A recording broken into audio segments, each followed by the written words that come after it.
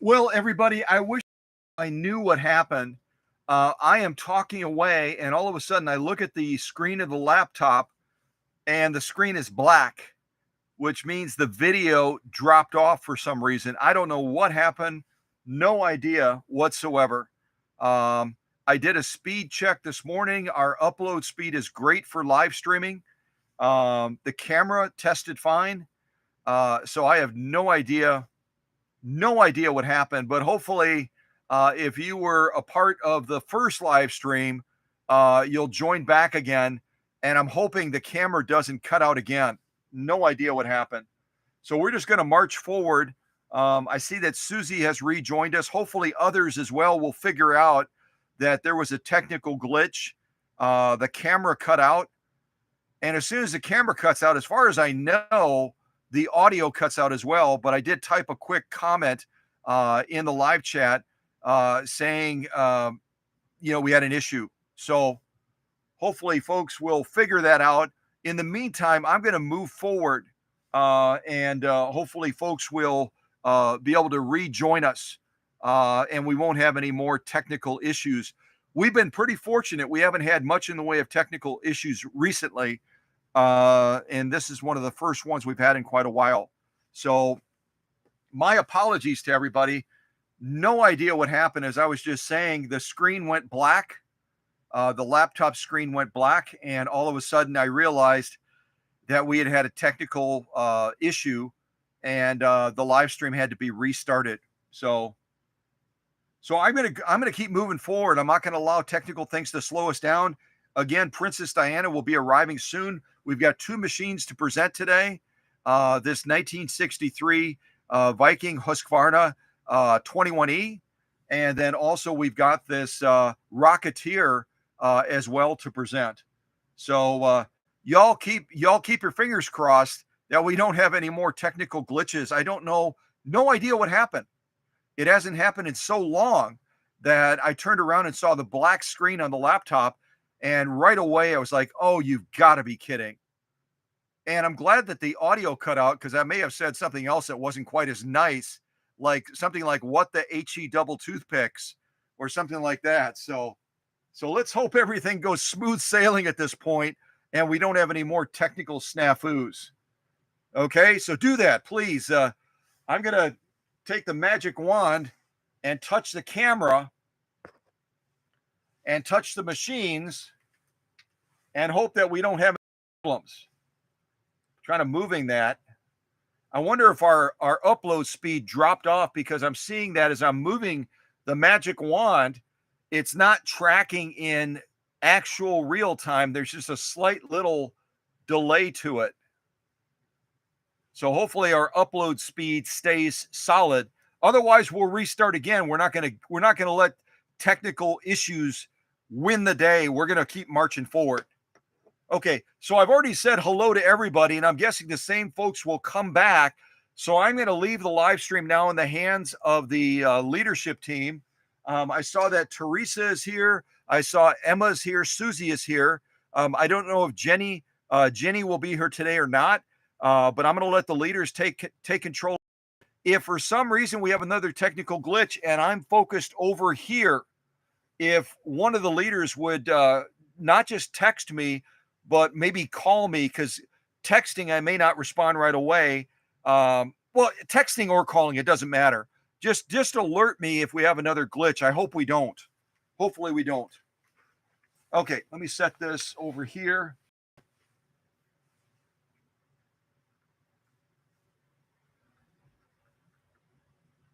I'm going to check real quick to see if there's any messages that I need to respond to.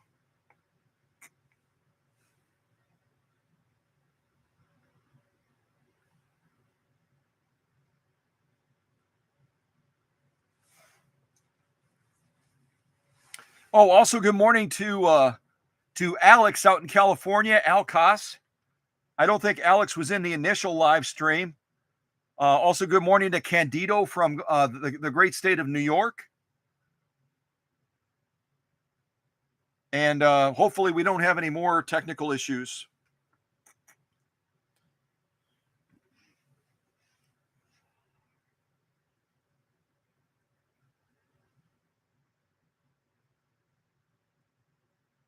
I'm going to real quick check something and then we'll move forward.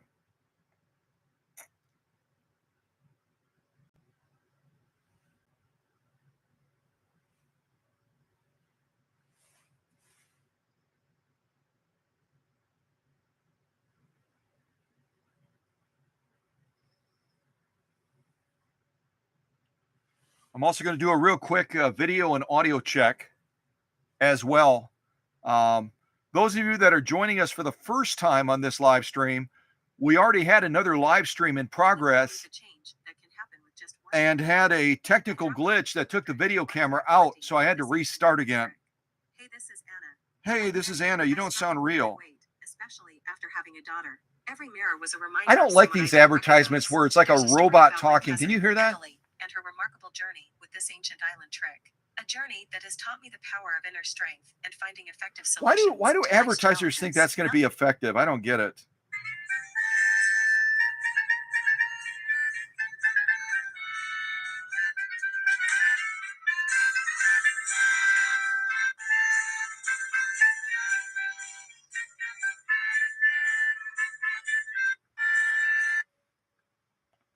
All right, let me check this one other time.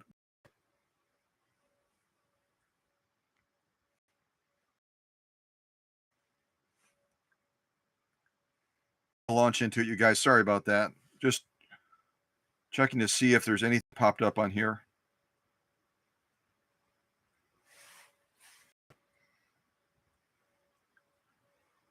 Okay, close that. Take that out. All right. So let's get into this. I'm going to set the phone to the side and we're just going to march forward as best as we can. So on the workbench, we've got two machines that belong to Diana, who's up near Lake Superior. A 1963 Swedish Beauty. It's a 21E. And then we have this Rocketeer as well. The neat thing about this 21E is it has the original sales receipt guarantee that would have been given to a gentleman by the name of Harold back a couple days before Christmas.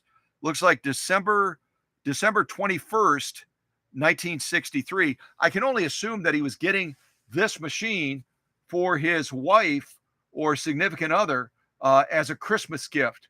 And like the typical guy, he was shopping only days before Christmas, probably hoping that he could get a deal. And I don't know what he paid for this Swedish Beauty, but hopefully he got a good deal just a few days before Christmas. But this is the certificate right here that is with Diana's machine. You see the information on there and the official stamp down here on the bottom showing that it's authentic and outlining all the particulars of the guarantee that the Viking Husqvarna company offered to its new customers. And it looks like in general, the guarantee that they offered on a brand new machine like this back in 1963 was 25 years. And a lot of the other manufacturers fell into suit with that as well. Singer did a 25-year guarantee, and a lot of the other manufacturers as well did the very same thing.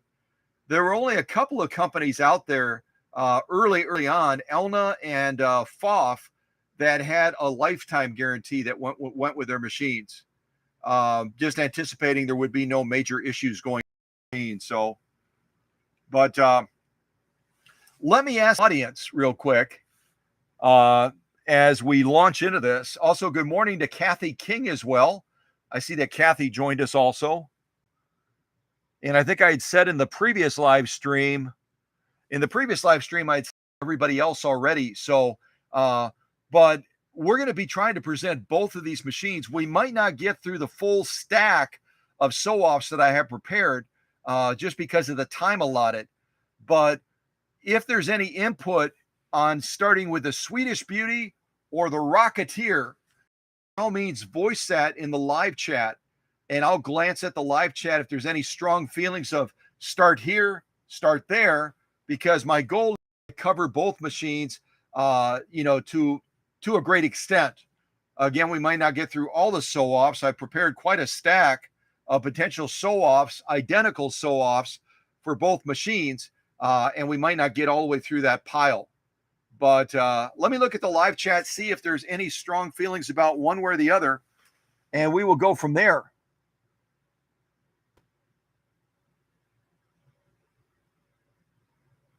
And Susie is voicing her feelings of, let's start with the 21E. Let's start with the 21E. And I didn't look at the back of this machine recently. I've got to look at it, refresh my recollection. Let me just turn it around a little bit, make it a little bit easier.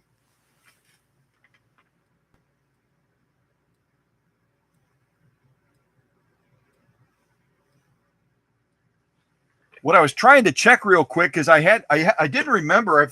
I've been handling so many machines, and quite honestly, they start to blur together. They start to blur together a little bit. So I was trying to look at the motor size on this particular 21E, because it came with two different motor sizes.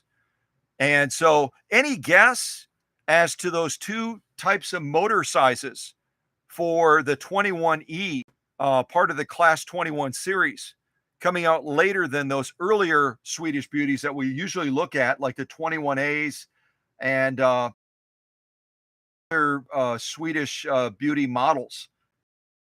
Guesses as far as the two motor sizes that typically come with this 21E. And if you want to be specific and try to guess the size of the motor on Princess Diana's machine, that would be totally cool too, if you want to try to give that a go.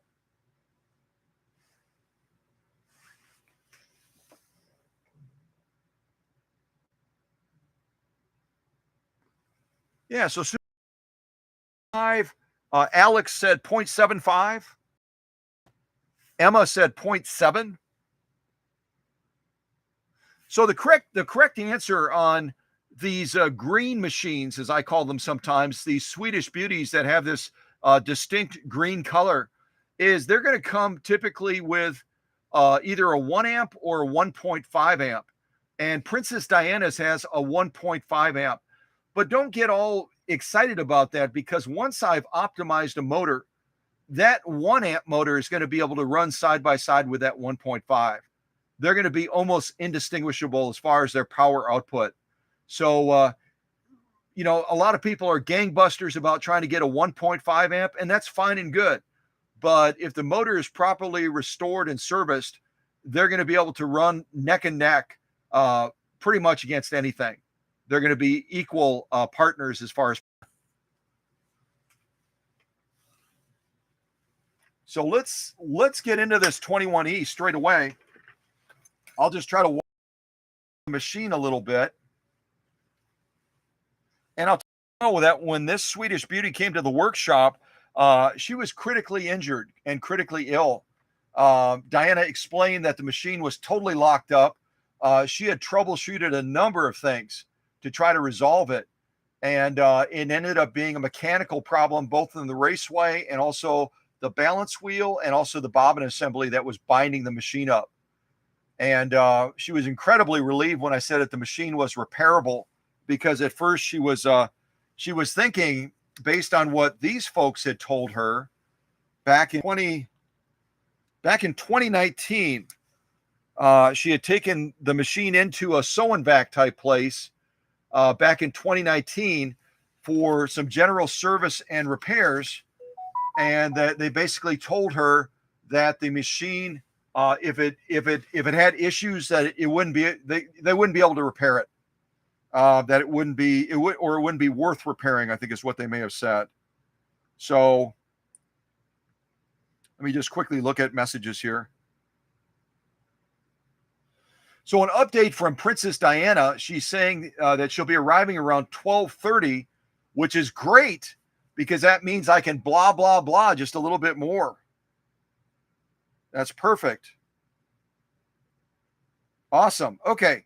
So we've got a little bit more time, but we'll still try to be real efficient with our time. So, but at any rate, this Swedish beauty had a lot of problems going on when she arrived. And it was apparent as well for this machine not really having been sewn on very much and only serviced back in 2019, was that 20, 21, 22, only about 4 years ago. And it really hasn't gotten much use. that they hadn't done a real spectacular job in even servicing the machine. So all of that is done now. Great major spa day, new LED light, all the mechanical issues resolved, and this Swedish beauty is ready to do the dance. So, and I'll just show you the lay of the land real quick. Let me carefully move the camera over and show you the front of this Swedish beauty if you're not familiar with them.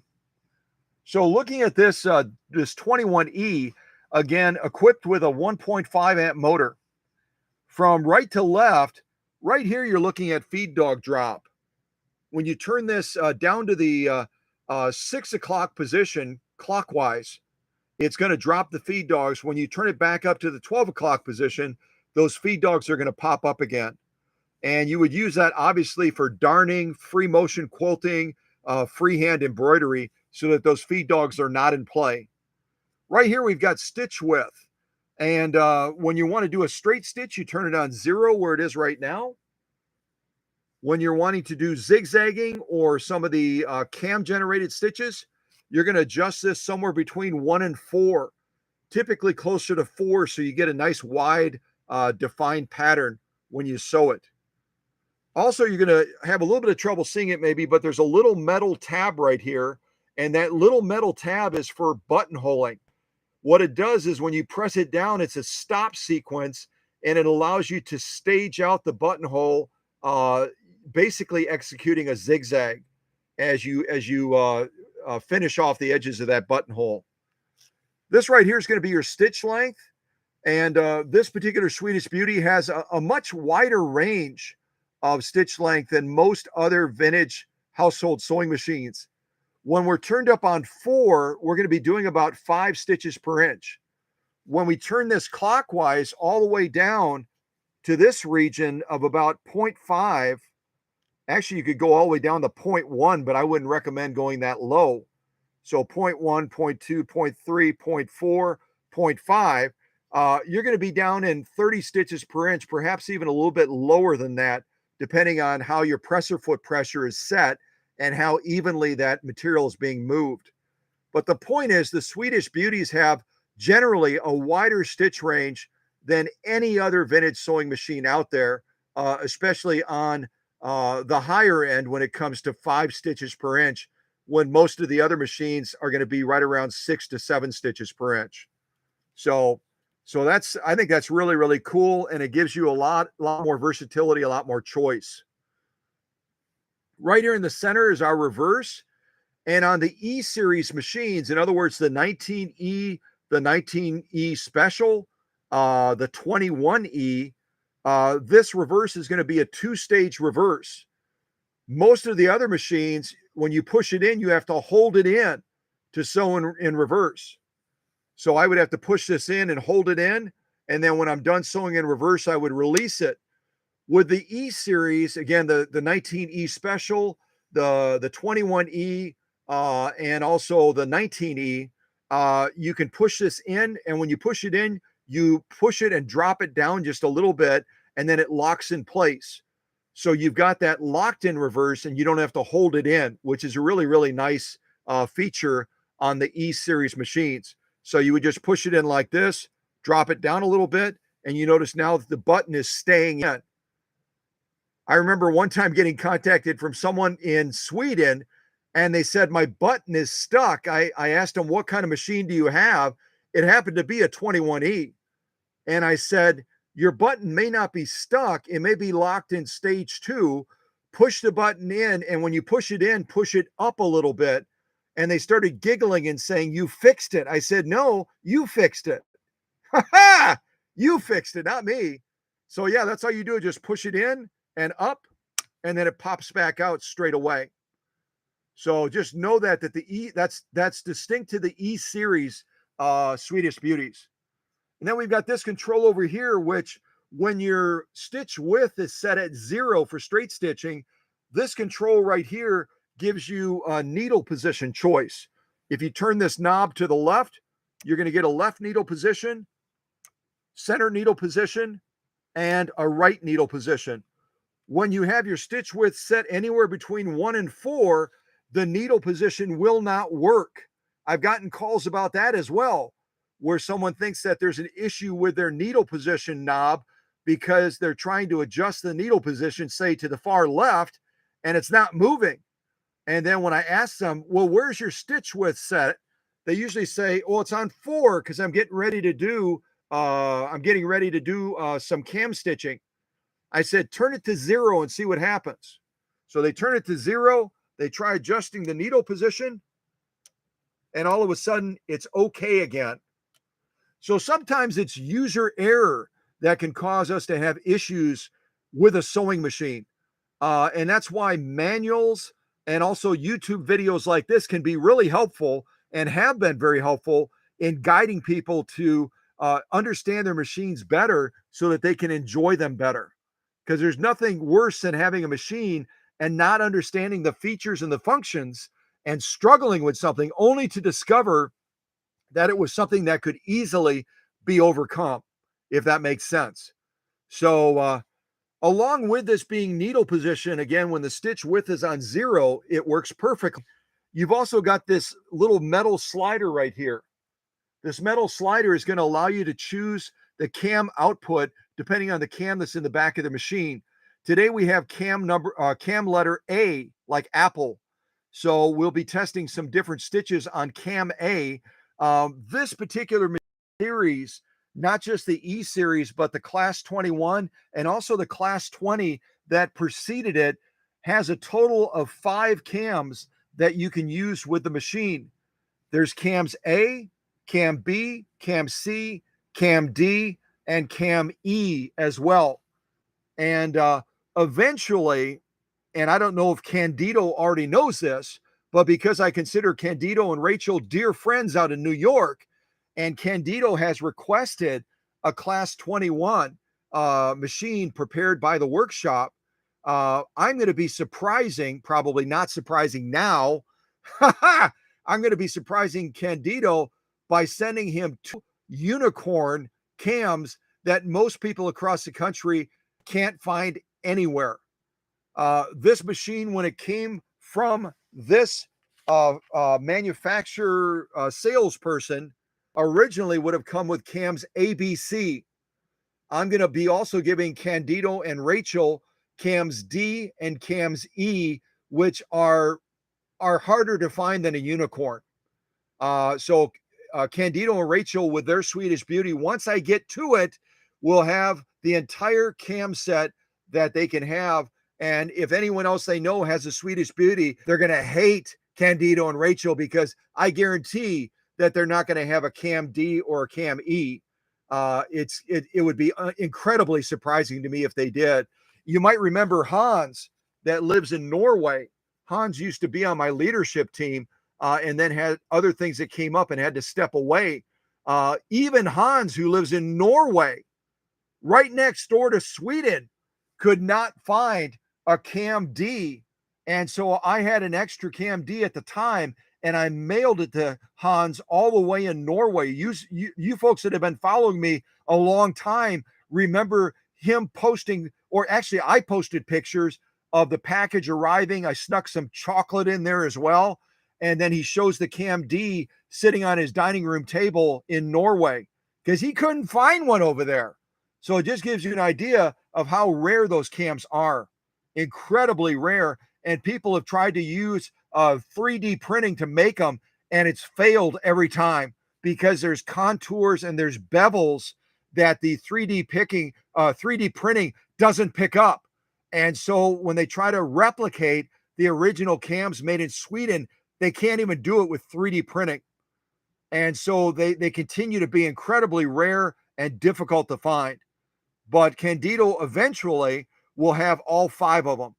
And that'll be really fun. He can walk around New York holding them in his hand like this and go, guess what I've got? And guess what you don't? Ha ha! Yeah, baby. So, at any rate, that'll be fun. That'll be a lot of fun. Here's our upper tension for defining that lock stitch. Down over here, we've got our raceway. Again, the raceway on the Swedish Beauties is unique in that the rotary hook system floats. It moves up and down. It moves left and right so that you are able to sew with much heavier thread on these Swedish beauties without it jamming the raceway. And that's why the Swedish folks called it the jam-free raceway. Really a unique, distinguishing feature of these Swedish beauties. Really, really quite unique. Also, you'll read in the manual where they say this does not need, that the raceway does not need lubrication. I strongly disagree with that. There's a number of components in there that are Teflon based that tend to get very sticky and dry if they're not properly lubricated. You don't want to over lubricate, but you definitely want to occasionally, probably about every 8 hours of sewing, you want to drop a drop of oil or two in the raceway with the bobbin case out and the machine unthreaded, and then spin it up using your foot controller so that that oil is evenly distributed in the raceway and on the hook system. And then put your bobbin case back in, rethread the machine, and then resume sewing until you do it again in about 8 to 10 hours. Over here in the faceplate area, we've got presser foot control. You can see right here is the control area itself. We've got this little black knob that you're going to rotate towards you if you want more pressure. If you want to sneak some real thick materials underneath the presser foot, what you can elect to do is you can use this quick release. You push this, you notice that this drops down. And right now, after doing that, we have no presser foot pressure holding us down or restricting our clearance. So we can literally pull this up almost 10 millimeters, So we can sneak something super thick in there. And then we can go back over here and re-engage our presser foot pressure. You put your thumb right here, you put your finger right there, and you simply pinch them together like that. And now your presser foot pressure is re-engaged again. And you've got that incredibly thick project already underneath the presser foot. And you can go ahead and stitch off on it then, knowing that you're good to go. Okay. What else? Let's see here. See if I can go over this edge real quick. Over on this side right here, we've got the automatic. You can see on the front of the branding here, it says Sweden Automatic. Sweden Automatic. The automatic relates to the fact that when you put a bobbin on the bobbin winder right here, when you slide a bobbin on there, it's going to automatically disengage the clutch. You don't have to turn anything. You don't have to pop anything.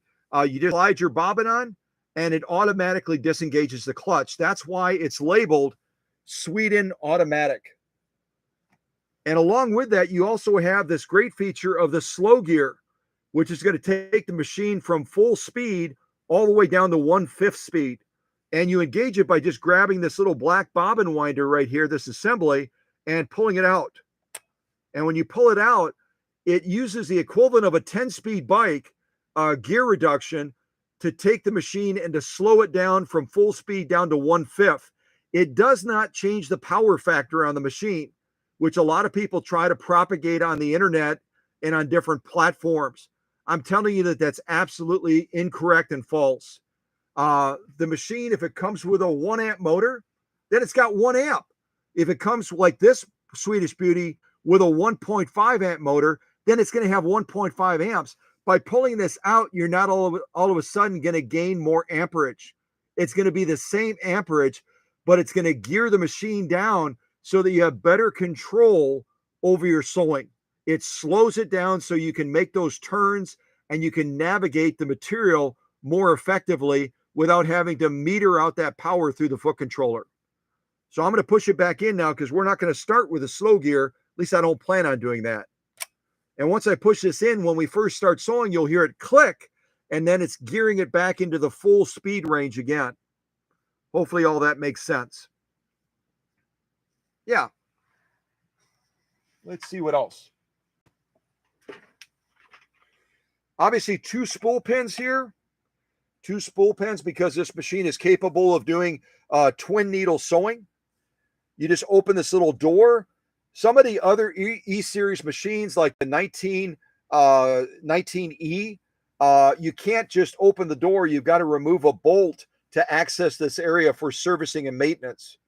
And on the 19E Special, other than for servicing purposes, you don't have to open this door to change the cam, because most of you know the 19E Special has that little knob adjuster in the back, and it's got those built-in stitches already without ever having to put one of those incredibly rare Swedish cams in the machine. But this is where you would access that cam right back here. I'll kind of go upside down and show you.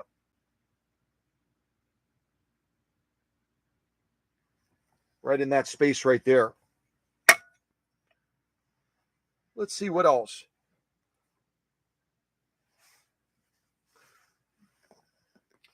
For bobbin winding purposes, I'll just show you real quick. You're going to put your spool of thread on here, put your thread through this little thread guide. You then drop down over here to this tensioner. You bring the thread underneath that little finger and over between the discs there, and then come back to your bobbin. And as soon as you slide that bobbin on again, it's going to disengage the clutch automatically. You don't have to do a thing beyond that. Okay, let's do some sewing. Just if we have any more technical glitches. I hope we don't. I hope that we don't. Let's get some sewing done before we have a technical glitch. I hope everything goes smooth sailing at this point. I truly do. Oh, we'll go right there. I'm going to shut our light off as well so we can see the material a little bit better. And I might as well launch right into some saddle grade leather. At least then we've had a chance to see this Swedish beauty do some leather sewing. And again, this is not an incredibly thick piece of saddle grade leather, but it's probably about 3 ounces of leather, about 3 ounces of leather. And we'll go ahead and lay down a straight stitch, and we'll lay down a zigzag as well. The other thing I failed to mention, let me show you real quick. The other thing I failed to mention is this little slider right here that I mentioned allows you to change the selection of cam output. In other words, each of the Swedish cams that goes in the back is going to have different stitches engineered into it. Always in position 5 is going to be the zigzag. So you have to move the slider to position 5 if you want to do a zigzag. And then position 4, 3, 2, 1 will be different decorative stitches built into that cam. But position 5 is your zigzag position. It's critical that whenever you're operating one of these Swedish beauties, that you have a cam in the back of the machine, because the cam calibrates the needle position. It calibrates the needle position, and it gives it the boundaries so that it doesn't swing too wide and hit and scar the throat plate. Without a cam in the back, if you try to execute a zigzag, that needle is going to swing too far. It's going to hit the throat plate. It's going to break the needle, and it's going to damage the opening to that throat plate, so that then you have problems with the thread get caught as you're trying to sew. So always, always, always have a cam in the back of the machine on these green machines, whether it's a 21E, 19E, 19 Special, 21A, any of those machines. Not so much the 19, I shouldn't have said 19E Special, because again, that has the built-in cam stack. So disregard that. But all the other green machines, you want to have a cam in the back so that you can have that proper calibration of the needle swing, and you don't damage your machine. Okay? You don't want to damage your machine for sure. All right.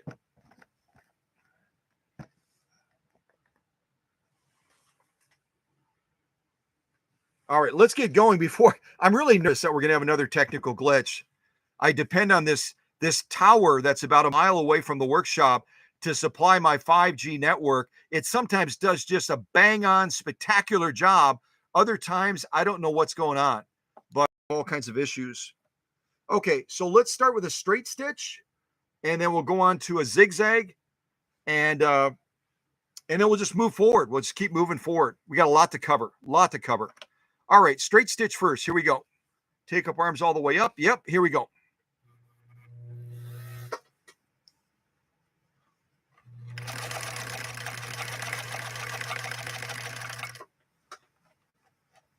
Okay, there's our straight stitch. We'll do a zigzag next to it, and then we'll look at the stitching together.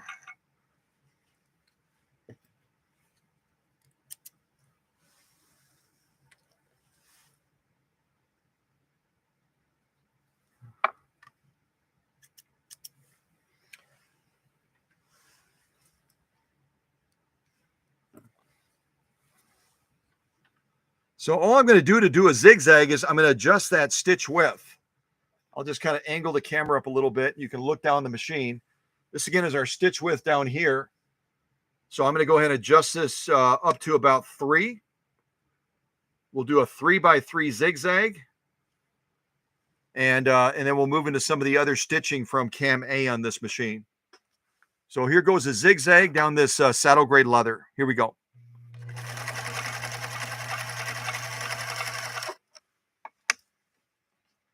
All right, let's take a look at these stitches. Diana will be so excited to see this turning so silky smooth because, again, it was locked up. It was locked up big time because of some mechanical issues when it came to the workshop. So this is a very happy Swedish girl right now, enjoying the freedom of movement. The freedom of movement. Okay, let me see if I can angle the camera. So here's our top stitching.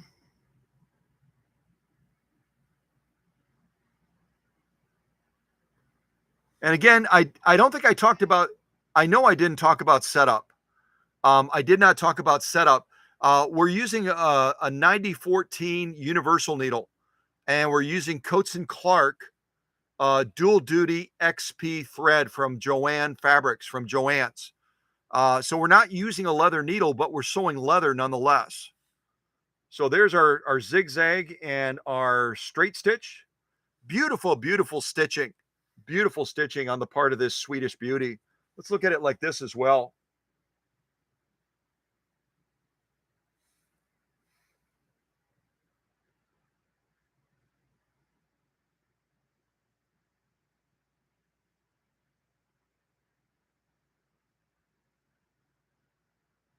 Lovely, lovely stitching. Here's our lock stitching. It's a little bit of a kind of a nappy back on this saddle gray leather. So you have to look real close to see that stitching, but lovely, lovely stitching as well on the lock stitch. So I'm going to go ahead and throw this to the back, and let's go ahead and get some more sew-offs done while we still have a good signal from this tower that supplies my 5G network. Let's see what else we have.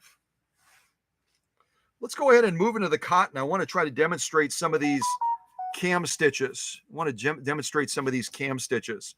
So I've got some 100% cotton here with a stiffener. I'm going to go ahead and get that into position.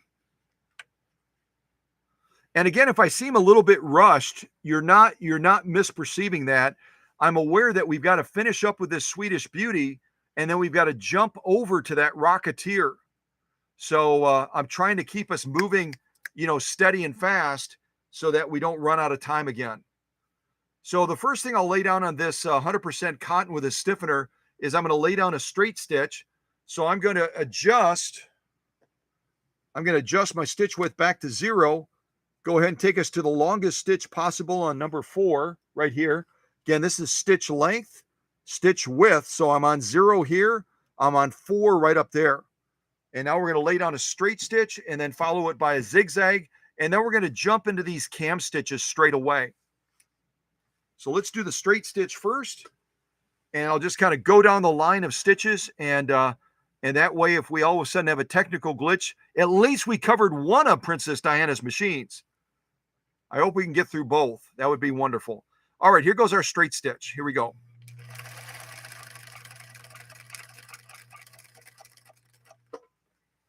There's our straight stitch. Now we're going to move into that zigzag.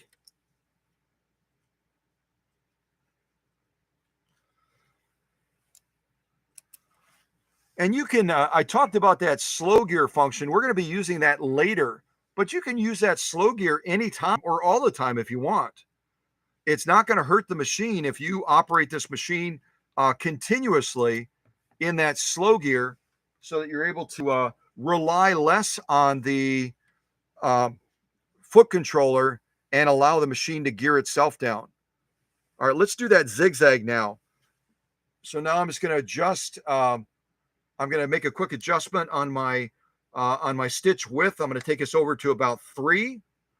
I'm going to take our stitch length to about 3. And now we're going to lay down a, it's not a full blown zigzag, but it's pretty doggone close, 3x3. So here goes a zigzag, and then we'll jump into the cam stitches right after that.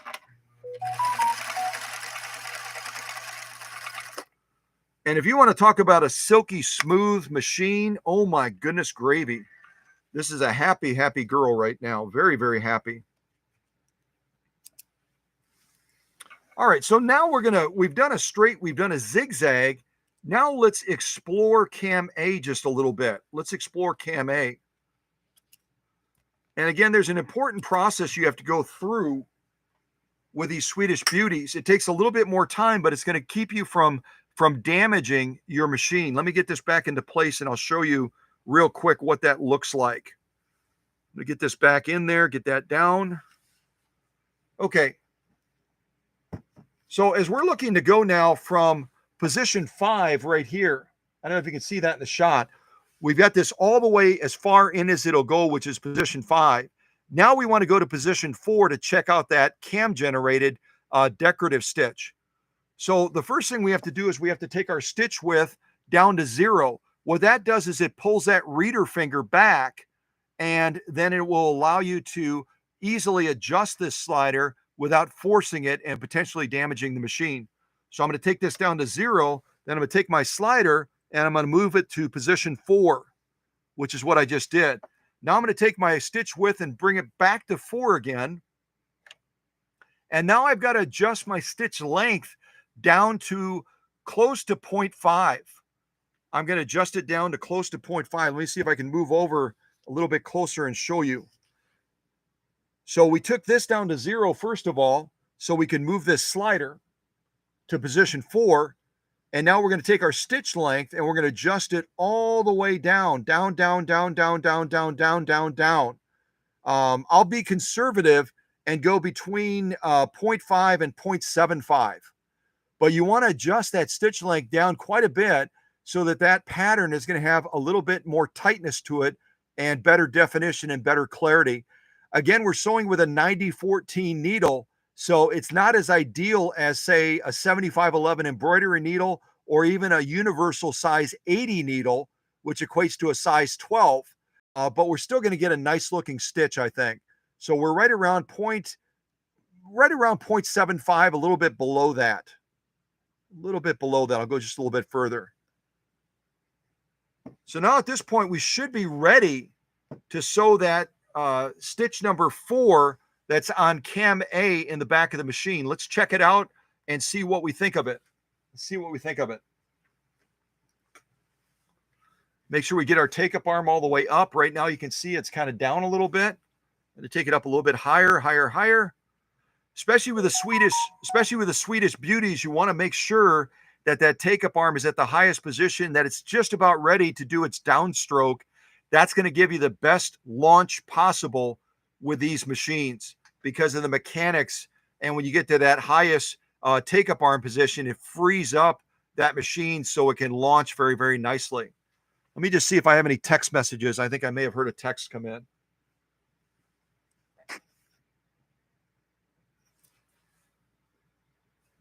I'm looking at the main screen. I don't see any text, so I think we're okay.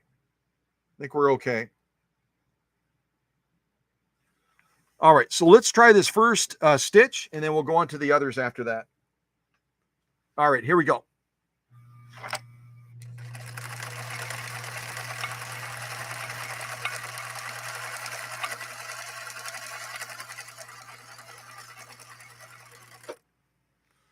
And you can see straight away what this stitch is. And you can see straight away that I didn't set that stitch length short enough to really, really define this nicely. I'll show you the impact that we can bring. I'm going to take that stitch length and go down even further now. We're right at about 0.75. I'm going to take it down just a little bit below 0.5. And I'm referring to this control right here. 0.75. I'm going to take it down just a little bit below 0.5, right about there. We'll sew it one more time and see what impact we can bring. It's a beautiful stitch. It's a lovely pattern, but I like it tighter than that. I like to have it really tight. See if we can resolve that a little bit by adjusting that stitch length a little bit shorter. You just can't go ridiculously short on stitch length, because what's going to happen then is you won't get adequate material feed. So, but let's see if we can tighten her up a little bit. All right, so we're going to do the same pattern one more time and see what impact we can bring. All right, here we go. Oh, you know what I forgot to do? Wait a second, did I? Wait a second. I'm double checking if I forgot something. No, I didn't. I didn't forget anything. All right, let's continue. Ha ha! Let's continue.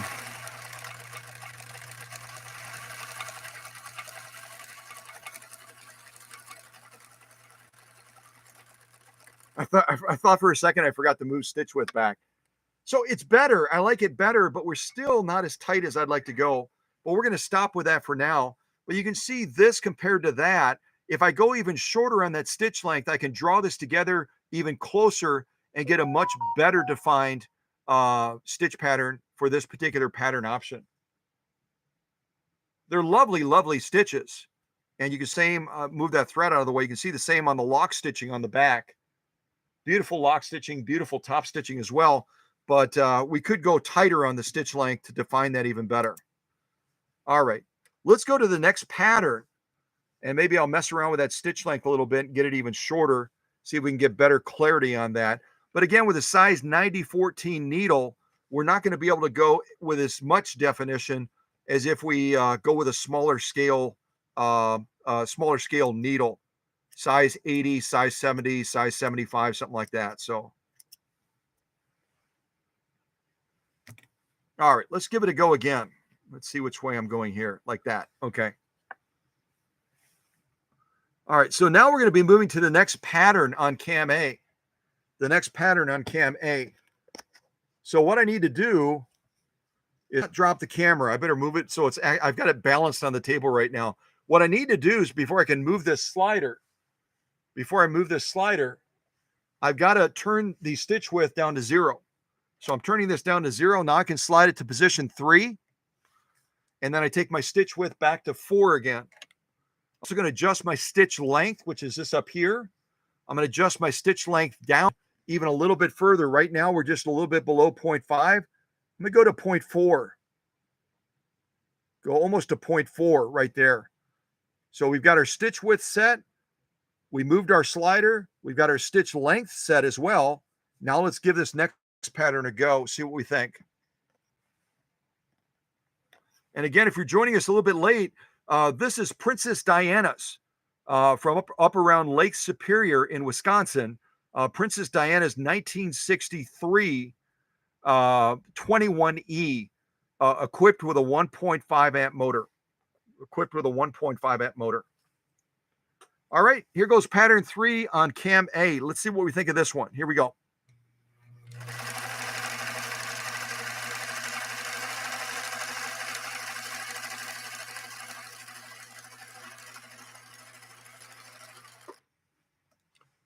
Well, this is going to be that stitch pattern that I like a lot. It's that 3-point zigzag. You see that 3-point zigzag that we just laid down. One of my favorite patterns. It's really kind of cool. There's our lock stitch on the back. You can kind of catch a glimpse of that as well. Beautiful stitching on the part of this Swedish beauty. Really, really beautiful stitching. Let's see. I'm going to clip some of these threads back a little bit.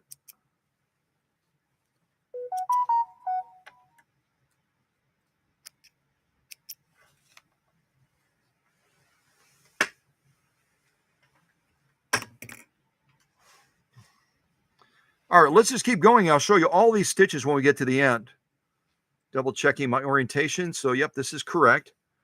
Now let's move to the next stitch pattern on cam A. The next stitch pattern is going to be position 2. And again, before we try to move this slider right here, we've got to take the stitch width down to 0. We got to take the stitch width down to 0 so that finger is pulled back. Now we can move to position 2. Take our stitch width back to 4, and I might even go a little bit tighter on that stitch length. I'm going to move it down to a solid 0.4, and we'll do this pattern, see what we think of it. In the meantime, you can look at these that we've already sewn. Just the Swedish beauties do such a spectacular job of laying down page 34 stitching. They really, really do. Really, really lovely stitching.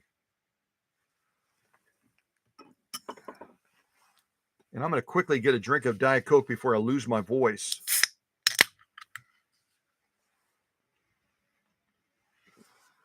All right. Let's do this next pattern again. This is pattern number 2 on cam A. Pattern number 2 on cam A. All right, here we go.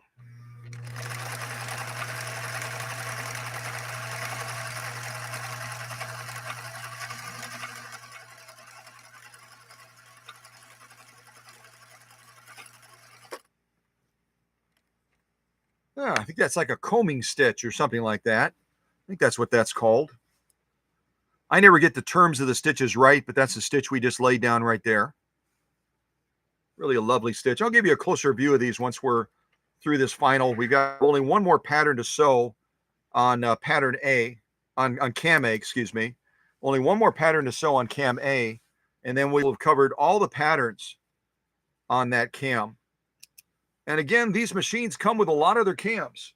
I'm not sure what cams Princess Diana has, but there are cams B, C, D, and E as well that you can put with a machine like this 1963 21E. All right, so again, looking across the machine, before I try to move this slider to the final stitch pattern in position 1, I've got to take that stitch width down to 0 so that that reader finger is pulled back. So I take it down to 0, then I can slide this very easily to position 1, take that stitch width back to 4, and then I can try to do this next stitch pattern that's on cam A. And there you've got a really nice view, kind of a down view of the stitching we've already done. A basic straight, basic zigzag, and then we did this stitch pattern in position 4 twice as we were kind of messing around with stitch length to change the look of that pattern just slightly. This was position 3. Wait, no, position 2, excuse me. This was position 3, I think. I lose track. What am I on now? I'm on position 1. So, at any rate, straight zigzag, position 4, I believe that would have been position 4, position 3, position 2, and now we're getting ready to do position 1 on cam A. So we'll see what that stitch pattern looks like. All right, here we go.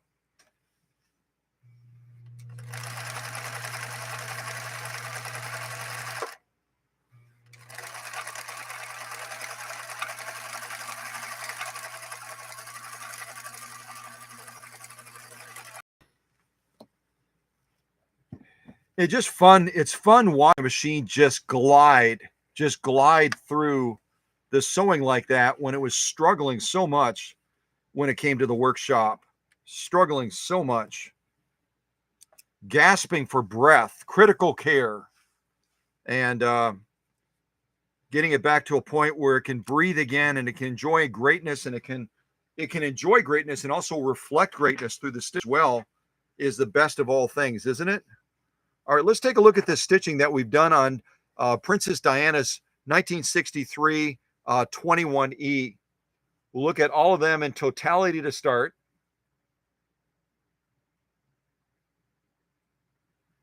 There we go. So this represents obviously the straight stitch and then all the other stitch output that cam A can deliver, including the zigzag. The zigzag also comes from the cam. Without the cam in the back, the machine is going to have a lot of troubles operating even zigzag, and it wouldn't be safe, like I said, because it would swing outside the boundaries and it would hit the throat plate with the needle. So beautiful, beautiful stitching from the straight stitch to the zigzag to all the other pattern outputs on cam A that are in the back of the machine right now. Beautiful, beautiful stitching. Completely. We turn it over, look at the lock stitch. Equally beautiful stitching on the lock stitch also. And that's the big deal. The big deal is finding that balance and tension so that you can get a beautiful top and a beautiful lock stitch. You got to get that balance factor. And right now, with this cotton material, and certainly with the saddle gray leather we already sewed, we've accomplished that balance factor that a lot of people around the globe struggle with tension on their machines all the time.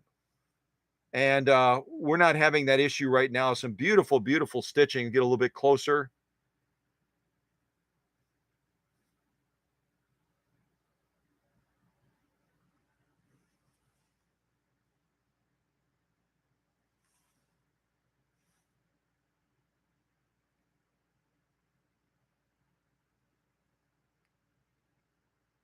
Beautiful, beautiful stitching. Then also, if we turn it over, we're going to look at that lock stitch. No difference at all. They're a mirror image of each other. And that's when you know that you've nailed it. You know that you nailed it when you could literally show someone stitching on the top side of the material and on the bottom side, and they can't tell the difference. They're indistinguishable. That means that you've gotten that tension spot on, like we are right now.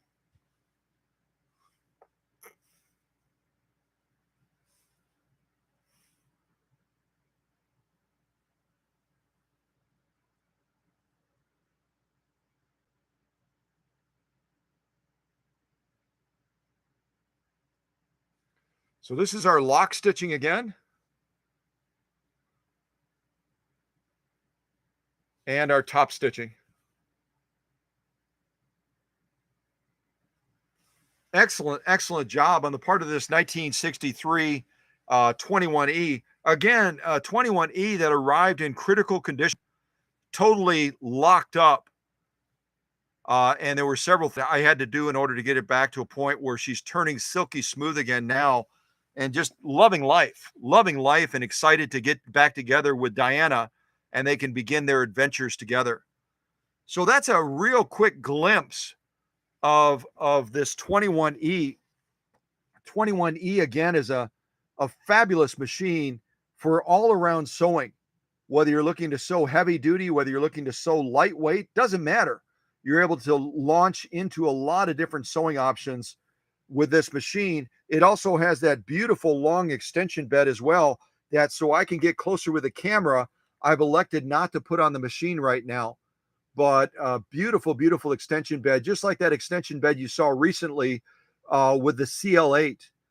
Gives you a huge amount of workspace, large harp space to work with as well. And then you've got this tiny, narrow little free arm that you can even do adjustments on the clothing for children because it's not big and bulky like some of the free arms. It's very, very small and petite. And that's one of the things that attracts so many people to the Swedish Beauties is that tiny little free arm that gives you a lot of freedom to work with a wide scope of clothing from little kids all the way to grown-ups and not run into any space or clearance issues with it at all. So going to do one last sew off on the Swedish Beauty. I've got all this other material prepared, but I recognize that our time is limited. I recognize also that we could encounter another technical difficulty, and I want to give some exposure to this Rocketeer over here before we potentially run into another technical glitch. I hope we don't, but we've already sewn leather, so let's see what else I can play around with real quick. Definitely want to try to sew in a circle if I can. I'm going to set that over to the side. Got more saddle grade, got denim. Why don't we do some denim? We'll do on the light side, we'll do a little bit of velvet. Let's see. Why don't we do some fake leather? I've got some of this Naga hide. We'll put that Naga hide right there. And I'll set the rest of this to the side. If everything goes smoothly with the Rocketeer, we might come back and do some more sewing on this 1963 Swedish Beauty. But for right now, I want to play it conservative and try to get us over to Oh, yeah. Good morning, Your Majesty. This is my little friend that represents the Swedish brand, Her Majesty the Princess of Sweden. And then obviously with the Rocketeer, I've got her little space shuttle right here. So we've got a little fun little presentation here of a variety of different props, if you will, that reinforce the significance of these machines. Okay, so let's do this. Let's see here. Look at the sew-offs we did. We got the 3-point zigzag. Got this other one. I think we'll sew on this velvet to start on the real light side. We'll do this velvet. I think we'll do pattern.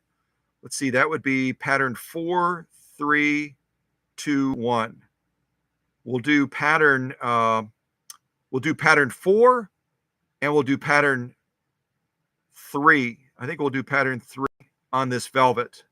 We'll do one of them. I have no idea. Let's just jump into it. So I'm going to take us down to 0 on the stitch width again, so I can move the slider back, get us back to position 4.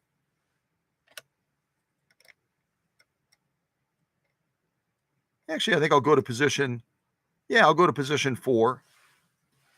Take that back to 4. All right, let's do some velvet sewing now. And again, that type of velvet you would use around the holidays. It's got that slippery background on it right here on the back side.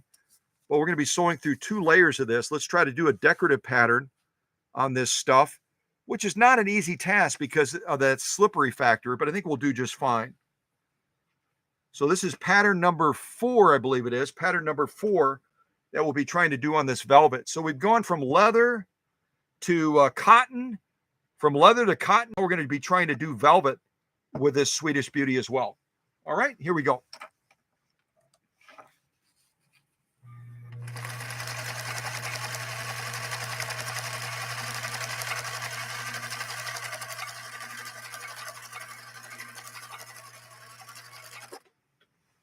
Now what I'm going to do, so I don't forget to do it, so I don't forget to demonstrate it, on the next stitch we do on this velvet, I'm going to do it in the slow gear. So we can gear that machine down. So we're only sewing at 1/5 the speed that we would be normally. 1/5 the speed.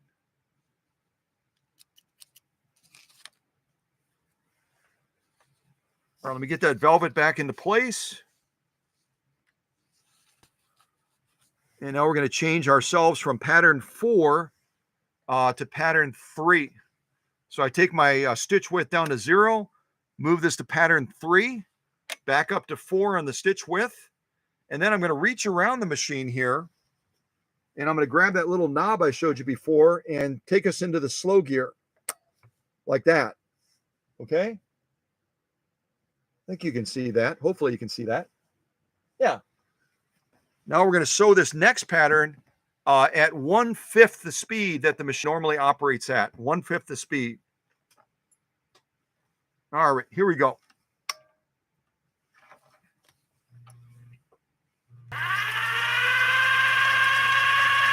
Hear how the machine sounds so different because it's operating with that gear down. It's geared down the machine, a 10-speed bike, and so the motor is not running at the normal pace. It's being held back. It's being held back by that gear reduction.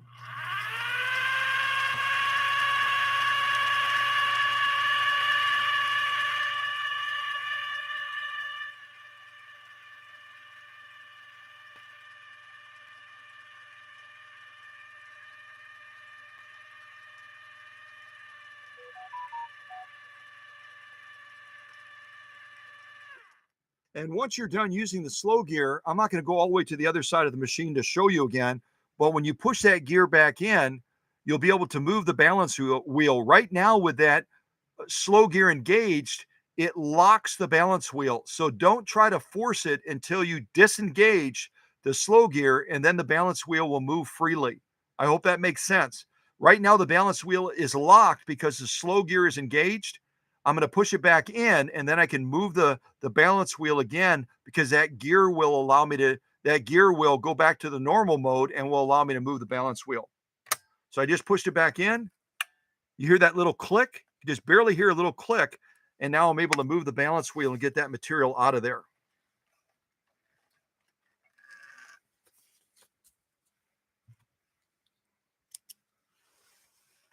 All right. I think we'll just do one more stitch pattern on this velvet. I like the look of velvet. I don't know if you do, but I think it's really, really pretty. And as we're quickly moving into September, soon enough, everyone will be thinking about the holidays, especially the merchants that are trying to sell things, including sewing machines, just like Harold back in 1963 was out shopping just before Christmas. Remember, I showed that to you.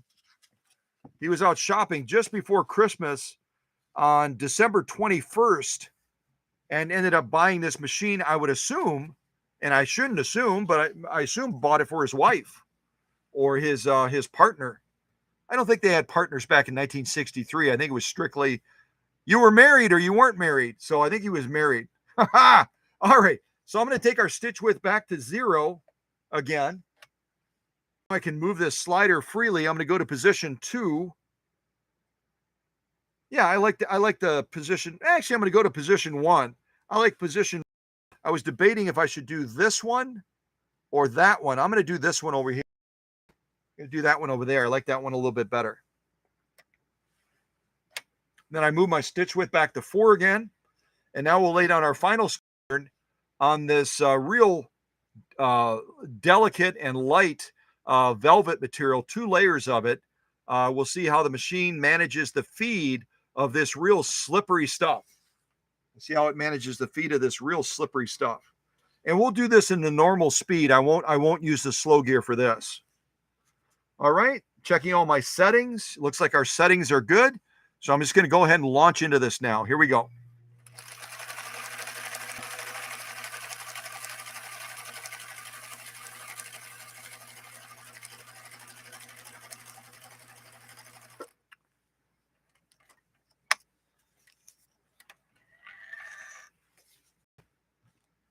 So let's finally get a close look at these stitches that we just laid down on this velvet. Again, my whole purpose in these live streams is to open people's eyes, including the owner's eyes, to the possibilities of this machine. I can't tell you how many times people have said to me, I didn't know my machine could sew, and you fill in the blank. It might mean they didn't know that it could sew 6 layers of denim or 8 layers of denim. They didn't know it could sew velvet. They didn't know it could sew leather.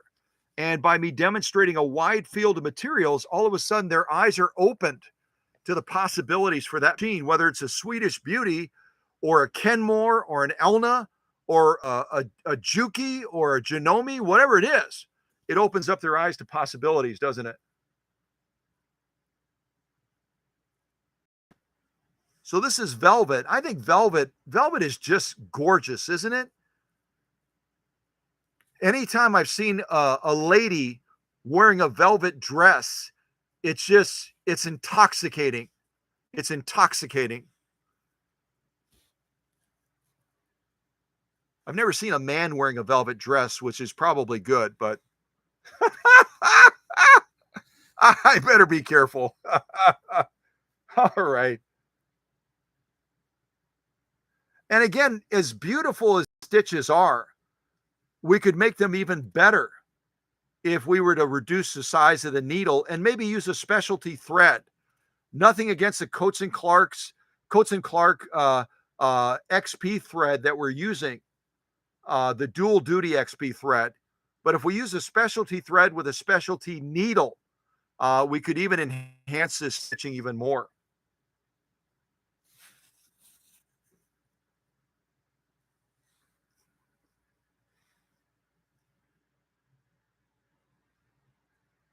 Beautiful stitching.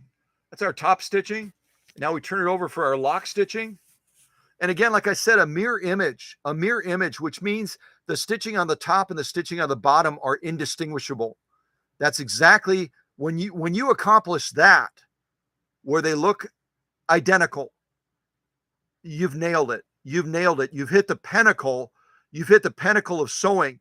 You've hit the pinnacle of managing your machine effectively. And that's what we're doing right here. Absolutely spectacular. This is our lock stitching right here, our lock stitching.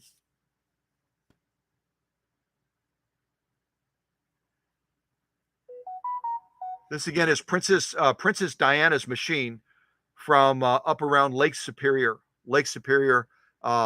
way north and east of where I am, way north and east of where I am. So lock stitch, top stitch, absolutely spectacular, spectacular. And if you missed it, if you joined us a little bit late, we've already done saddle grade leather and got equally amazing results. Equally amazing results. We've also laid down all of the stitches that are on cam A on 100% cotton and gotten incredible results as well. At this point, I'm going to play it safe and I'm going to move over to this Rocketeer.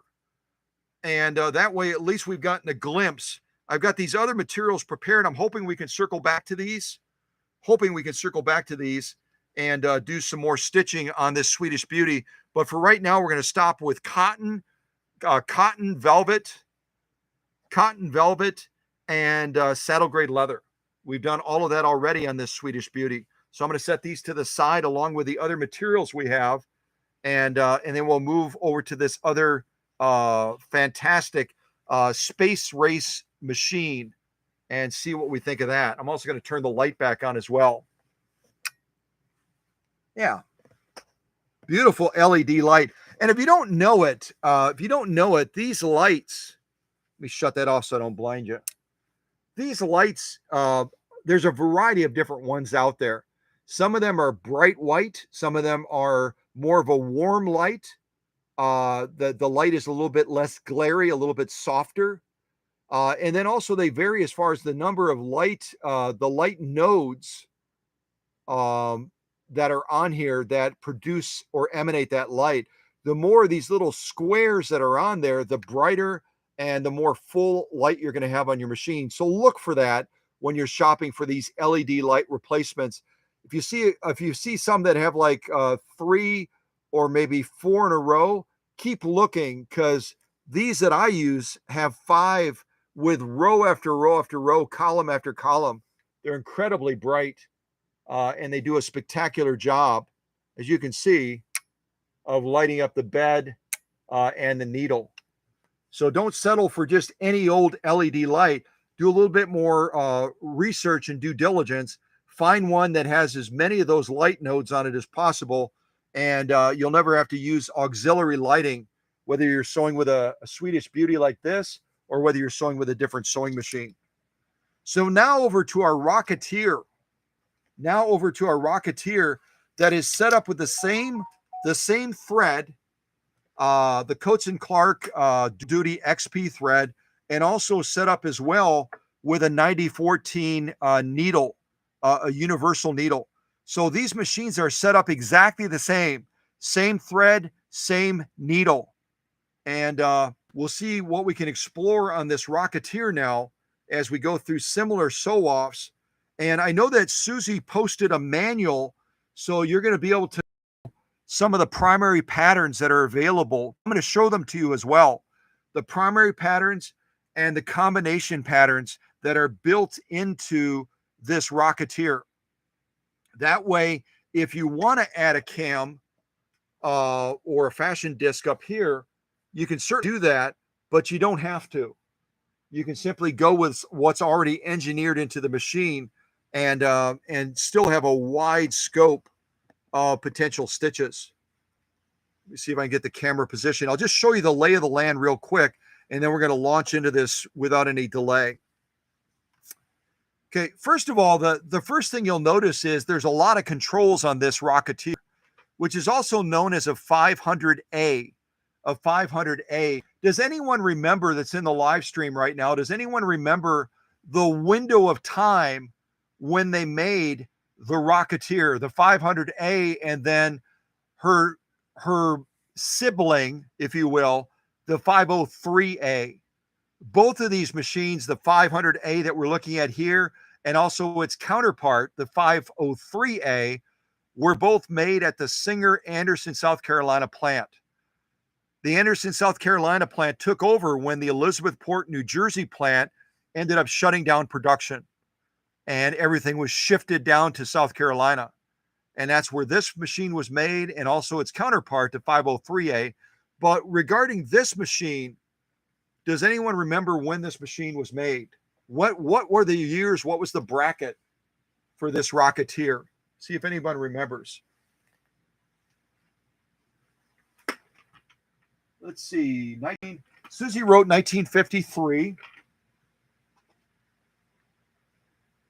And Emma wrote 1961 to 63. I've got to give credit this time. If I can reach my little bell. I've got to give credit this time to Emma. Emma is spot on. Spot on. The Rocketeer and its counterpart, the 503A, were first produced in 1961, and then they were produced until 1963. So 61 to 63, still in the thick of the space race, as the Americans were racing with their technology development against the Russians, and they were trying to get into space before anyone else did. It was a big deal. Google it. You can find out more about the space race. Otherwise, I haven't looked at the live chat. It's possible that someone in the live chat has already, as I requested earlier, typed a quick little summary of what the space race was about. What was the deal behind that? And just real quick, I'll rattle off some other dates. I think the more I say it, the more people will remember it. The other Slantomatics that started this series, again, the Slantomatic gets its name by the needle bar and the presser foot bar being on a 10 degree pitch. It's a 10-degree pitch. In other words, instead of the needle and the bar being like this, it's like this. And that gives us better visibility down at the needle. And that all started with the Singer 301 right around 1951. The Singer 301 came on the scene, which I refer to as the big sister to the featherweight because it has that tilt bed, just like Candido's 301A has that tilt bed. The 301 came out in 1951, and it was only produced 1 year. They made 185,750 of them. 185,750. That's incredibly low as far as the production numbers for Singer. And then starting in 1952, starting in 1953, they started making the 301A. The 301 that started all of this was made in Elizabethport, New Jersey, and then they moved production down to South Carolina, Anderson, South Carolina, and that's where the 301A started its journey in 1953. And that 301A was produced until 1957. They made about 514,250 of those. So I always say it, the 301, the 301A that I refer to as the big sister and the stepsister to the featherweight were made in much lower numbers than the featherweight. And so those machines are much more rare than the featherweight. I know the featherweight people hate when I say that, but it's absolutely true. Even if you add the numbers for the 301 and the 301A together, there's still going to be only around 700,000 machines combined, which is still only about about 1/5 the number of featherweights that were made. Featherweights, they produced about 3.5 million. And the 301, 301A that started the Slantomatic series that this 500A Rocketeer is a part of, their numbers are significantly lower than the featherweight. So I always say if you've got a 301, you got a 301A, and you walk into a room of people that have all featherweights, they should be bowing to you because your machine is more rare than their featherweight. And I've got nasty notes from featherweight people that say, stop saying that. Stop saying it. I'm going to keep saying it. And my leadership team will keep saying it because it's the truth. It's the truth. Your featherweight is not as rare as the 301, 301A, period. That's a fact, irrefutable. So after that, we had the 401A made from 1956 to 1961. We had the 403A that we saw just recently, Charlotte, from the great state of California that belongs to Claudia. And that was produced from 1958 to 1960. That's the 403A.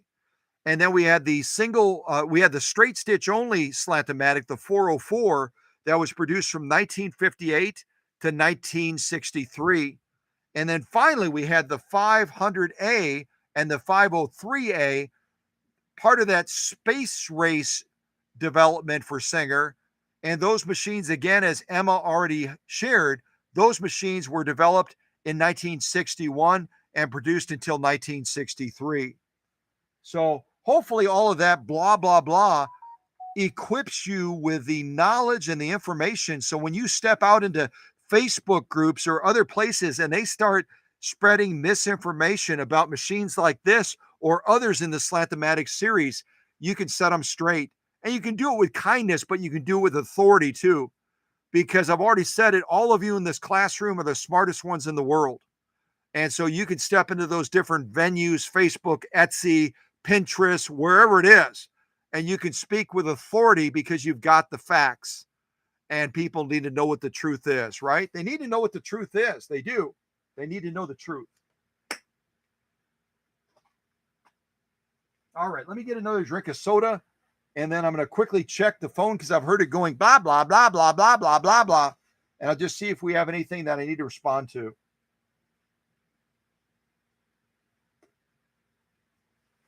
So just bear with me for a moment, visit with each other, hang out with each other, and I'm just going to see if there's any messages that are time sensitive that I need to respond to.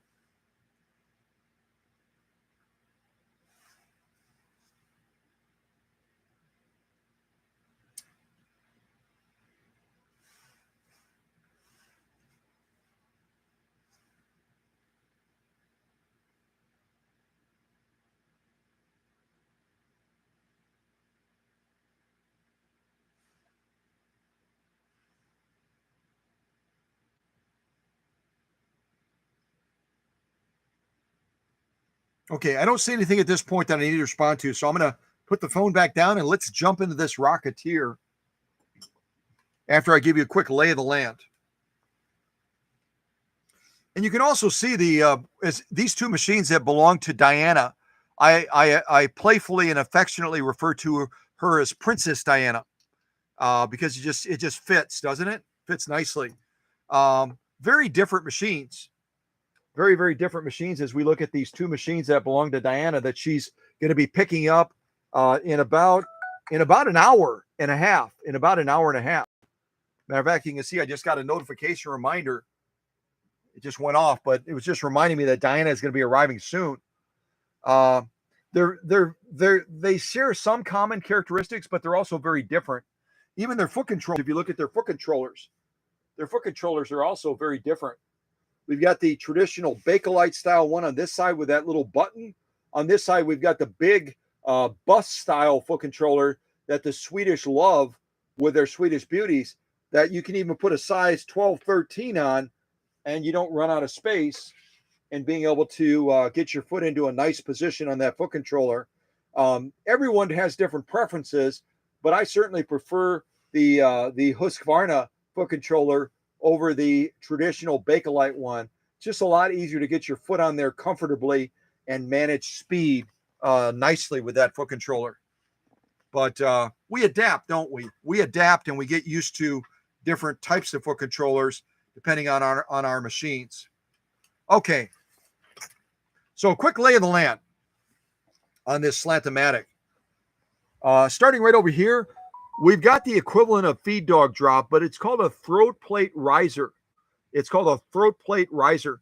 By sliding this to the left, we have an option of reducing the pull of the feed dogs or totally dropping the feed, raising the throat plate and eliminating the feed dogs altogether.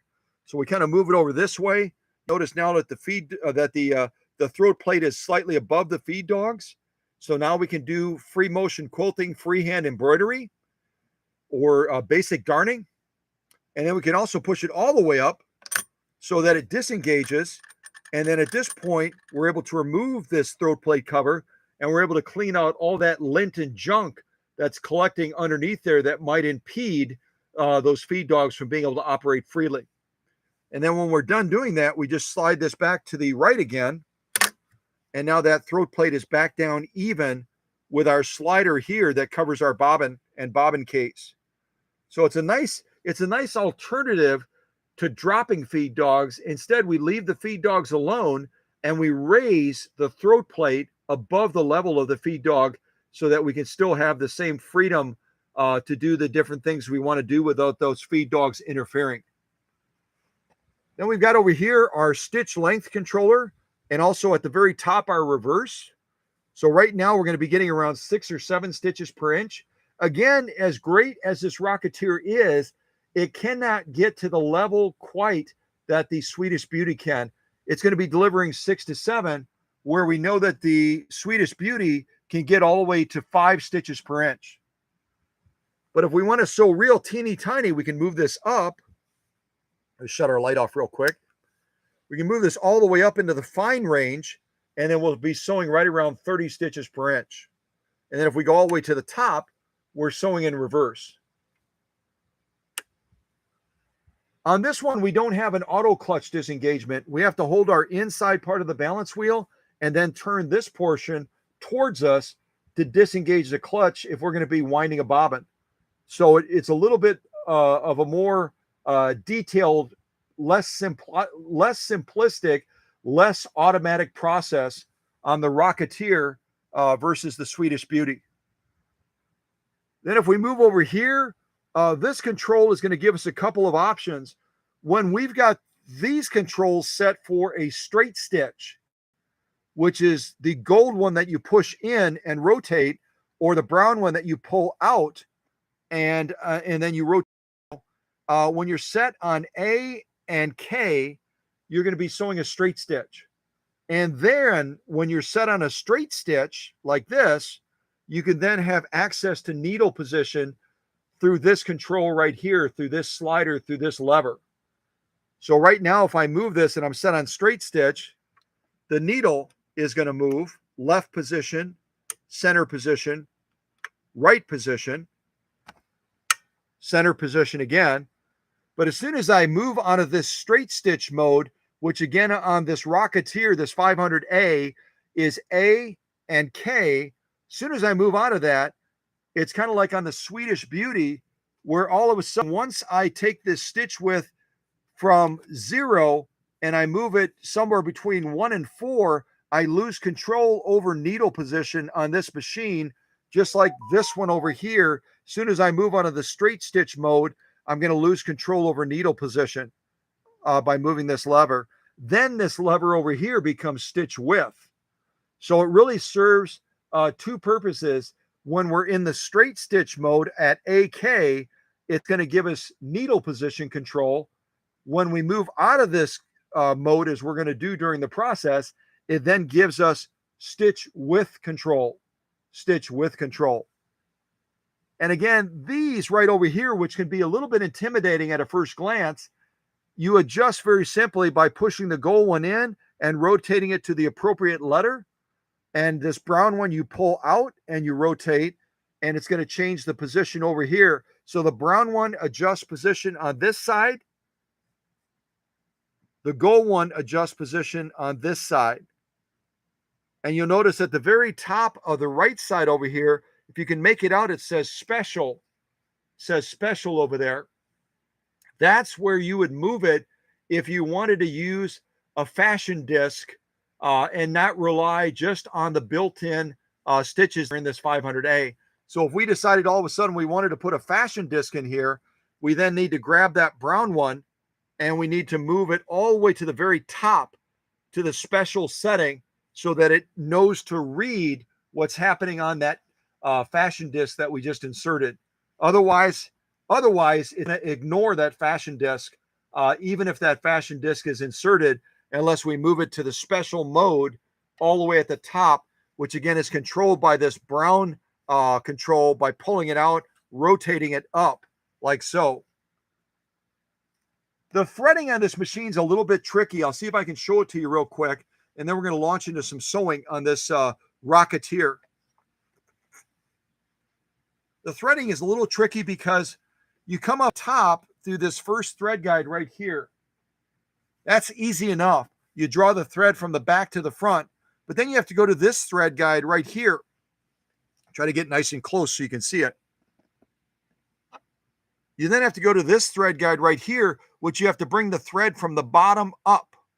And then you have to go over to this thread guide to the right, and you have to drop the thread down. There's a little opening. You can barely see it. There's a little opening right here, a little slat that you have to draw the thread in. So already at this point, you've gone through three thread guides.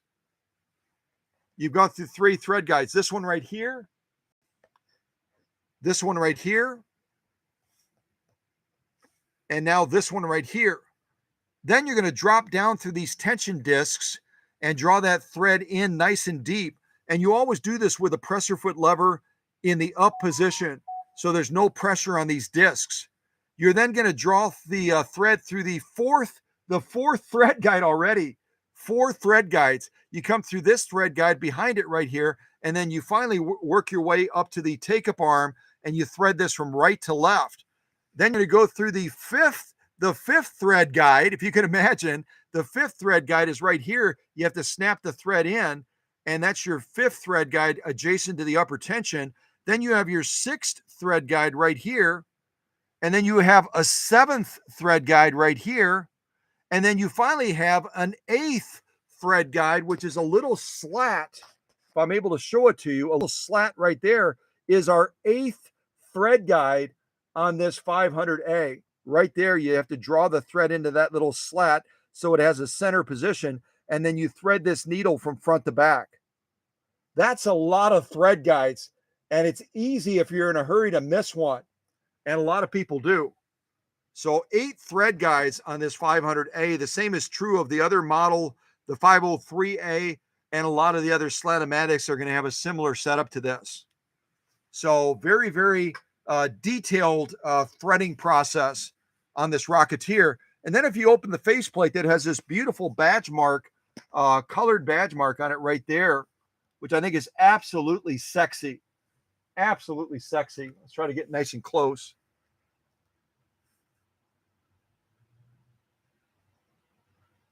Just absolutely beautiful. If you open this faceplate, then you can see a couple of things.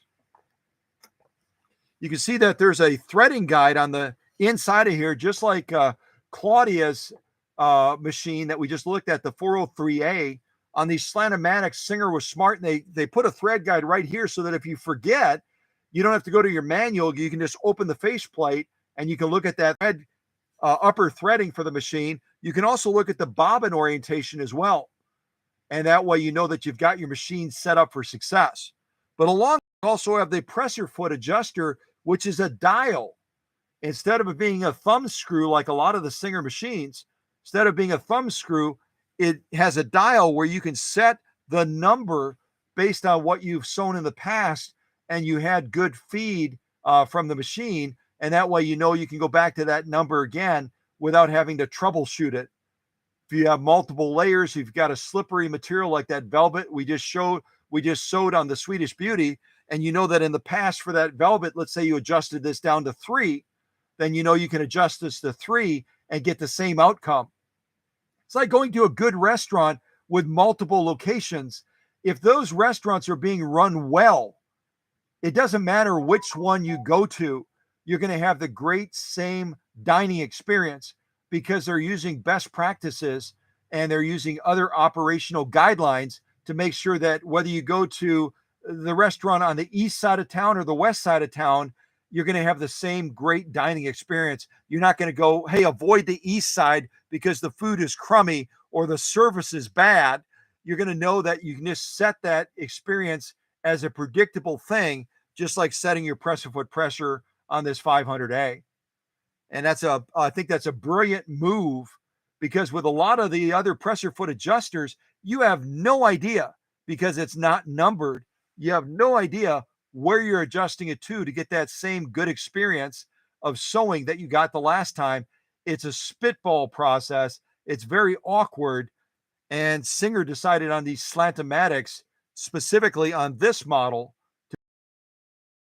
If I remember correctly, Claudia's has the traditional pressure foot adjuster on top.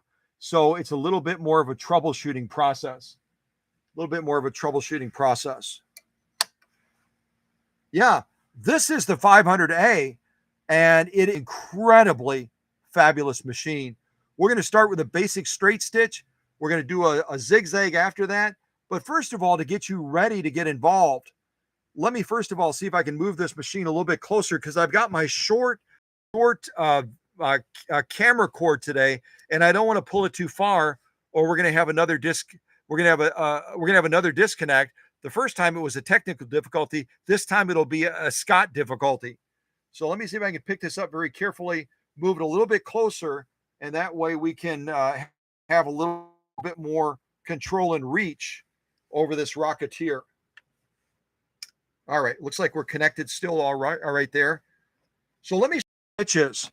These stitches are going to be a combination, and I know again that Susie posted something in the chat. I saw that. If it's already got this stuff, that's fabulous. That's awesome.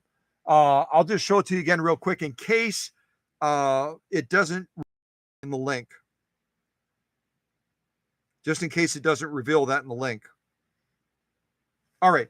So first of all, the primary patterns.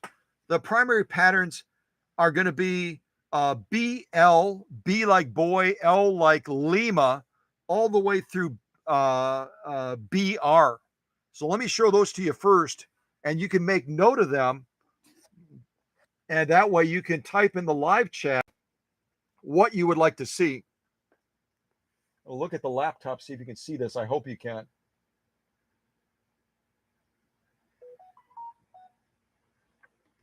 All right. I hope you can see that okay. I'm about as close as I can be. So this is going to be BL, BM, BN, N like Nancy. So BL like Bravo Lima, M Bravo Mike, Bravo November is this one right here. Bravo Quebec Q, Bravo this one right here. Bravo Quebec Q, Bravo P Paul. Oh, wait a second. I misread that one. I apologize. This is BO. Bravo October. Bravo October. Bravo Papa is this one right here, the mountain one. Bravo Quebec. Bravo Romeo. And then we're not going to be using this one. Bravo Sierra way over here is going to be if we were using a fashion disc in the machine. So we're not going to be using BS. So I'm going to move my hand out of the way to give you a view of these again, and I'll read them from left to right. Bravo Lima, Bravo Mike,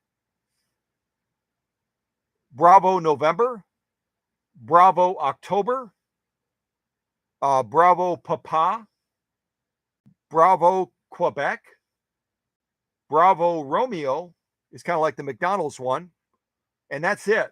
Those are the primary patterns on this 500A, this Rocketeer. Then below down here, you can kind of see it in the shot. We've got a bunch of combination patterns. And the thing to know right away is when you're sewing some of these patterns, you've got to adjust that stitch width to a different setting, or at least you'll have a different stitch width range that you can select. On these primary patterns, it's recommending that we move that stitch width all the way to the right, which is position 5, all the way to the right. Primary patterns. We get the camera settled again.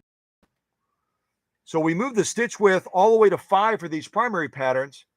And then when we're sewing these combination patterns, these 2 rows over here, we're going to be moving the stitch width to position 3 that it recommends primarily. So just recognize that you might have to move the stitch width depending on which pattern you're sewing that's built into this 500A. So down here, we've got row number 1 that starts with FL, just like Florida, the abbreviation for Florida. So we've got FL. I'm going to see if I can move it a little bit closer. I'm about as close as I can get. Whoops. This is awkward. Let me try this again. Let me see if I can hold it still now. Okay, so combination patterns on the bottom.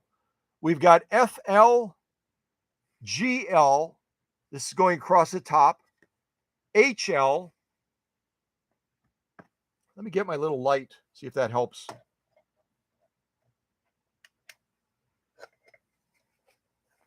See if that helps us a little bit. Yeah, that does. That does help us. So we've got FL, GL, HL, IL, JL, FM, HN, and then it looks like GN. And then on the lower row, we've got HO, EP. What is that? Is that JP? I think that's JP. IP, EQ, FQ, FR, and GR. My glasses are a little bit dirty right now, so I hope I didn't read any of those wrong. I hope I didn't read any of those wrong, but I'll show them to you again. These again are the combination patterns that we have an option to sew today as well. I'm just going to hold the camera real still and I'll be quiet so you can make note of them.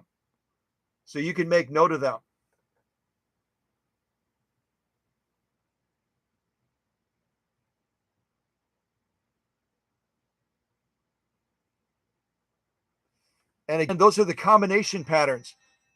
Then we have the primary patterns up here. Primary patterns up here, if you want to make note of those as well. Hold on a second.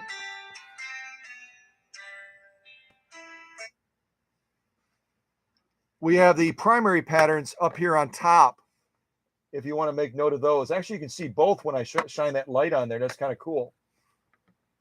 So I'll shine that light on there. You can see all the patterns. And these are all the built-in patterns. You could always get fashion discs and add additional pattern output to this 500A, this Rocketeer. But these are all the built-in ones that do not require a fashion disc. So I'm going to ask for the help of the leaders now. If anyone has typed in a pattern that they want to see, if you would retype that in the chat so I can look over and see what you have, I'll write them all down. And then we will go ahead and launch into this Rocketeer. Okay? I think I gave you more than enough time to take note of what they are. I hope I did.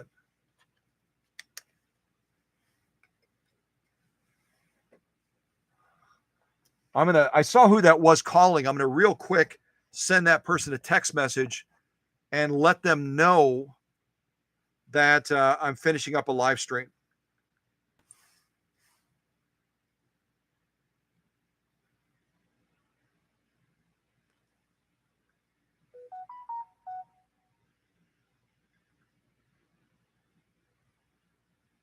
Just bear with me for a second here.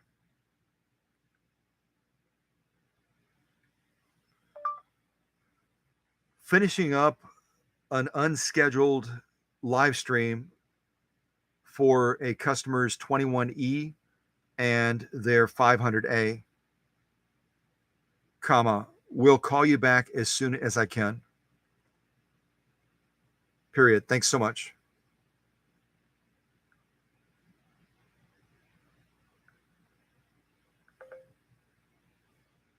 Okay, done. Done.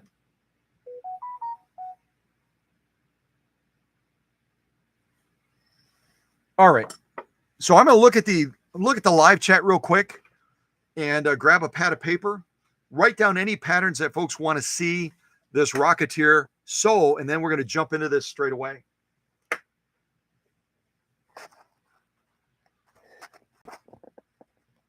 There we go. All right, pad of paper and a pen.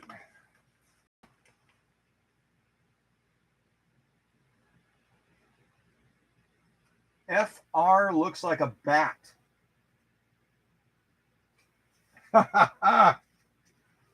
All right, I'm gonna look up a little bit. I'm not gonna catch everybody, so if I miss you, then retype it in the live chat again if you would. Okay, I'm just looking up about as high as I can see. Candido said BQ if I'm looking at that correctly.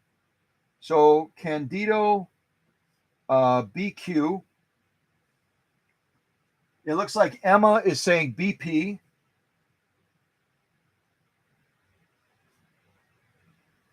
It looks like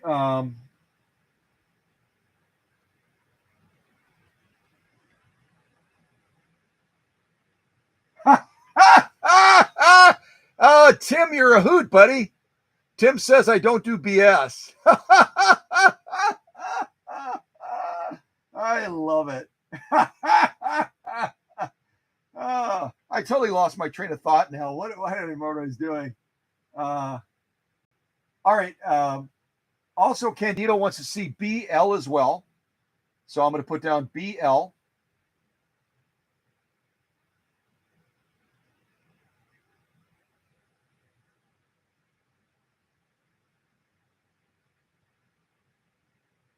Looks like Susie is saying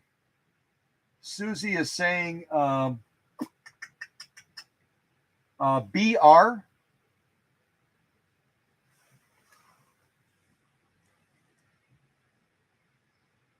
Wait a second. BR, is that primary or is that combination? Let's see here. Susie, primary. So BR primary. Because some of the letters do overlap between the primary and the combination patterns. So yeah, specify if you're talking if there's an overlap between the letters, just specify primary versus combination. So Susie's talking BR primary. What else do we have? Teresa's saying, let's see here.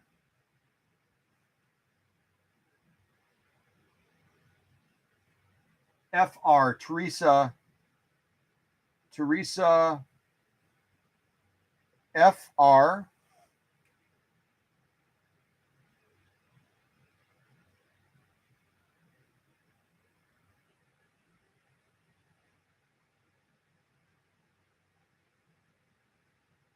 HL. Do we already have HL? Emma wants to see HL too. Emma wants to see HL, which is a combo.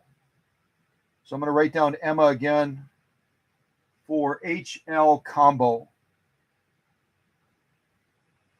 Okay, here's what I have. If I missed any, I'm not going to be looking at the laptop. So shoot me a text message if I missed anyone, please. But this is what I have right here. I've got Candido BO, Emma BP and BL, Susie BR primary, Teresa FR, and that's the one that looks like a bat, and then Emma HL combo, If I missed any beyond this,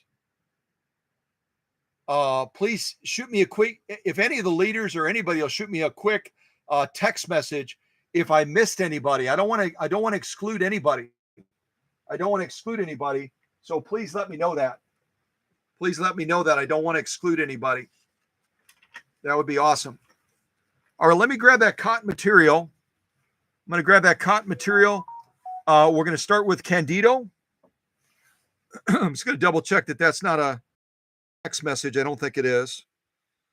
Excuse me. All right, so I'm going to look. Candido's is BO. So let's set up BO.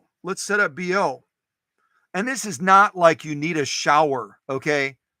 Tim has a sense of humor.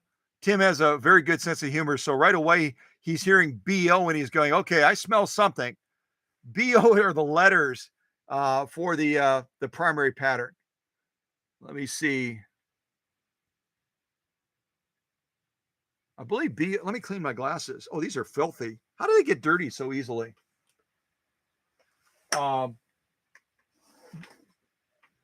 Let's see here.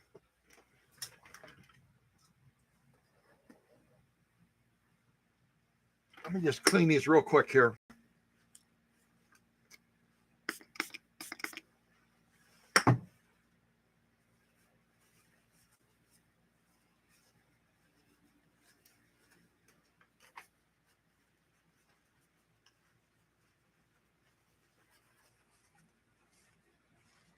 Okay, now I can read hopefully a little bit easier, maybe.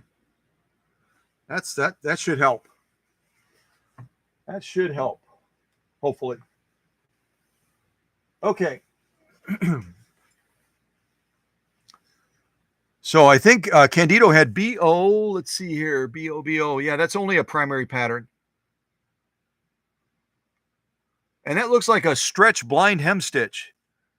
So let's adjust the machine, and hopefully this machine is a little nicer to me than when I presented that other Rocketeer where it was really hard. These are such a pinpoint setting. It was really hard to get that set up just the way I wanted it. So we'll see if we can get it set on BO. And again, we need to remember to move our stitch width over here over to 5 is what it's recommending for these primary patterns. Okay, so I'm going to push the goal one in. Let me see if I can get us a little bit closer.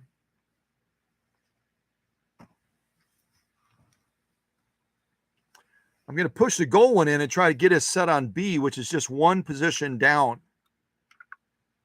Okay, that should be on B, hopefully. Now I've got to move the brown one, and you don't push the brown one, you pull the brown one. And we're going to be setting that on O, which is about 4 or 5 slots up. Let's see if I can get that moved.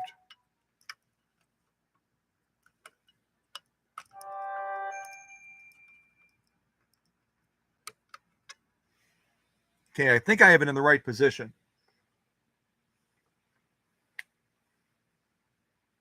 And that was Susie texting me. That's Susie's notification. Let me see if I can see what she has here. Oh, I didn't know that. Tim is Teresa's husband. It's like they are like a dynamite couple. Why are they a dynamite couple? Because they're TNT. They're TNT, Tim and Teresa. It's a dynamite couple.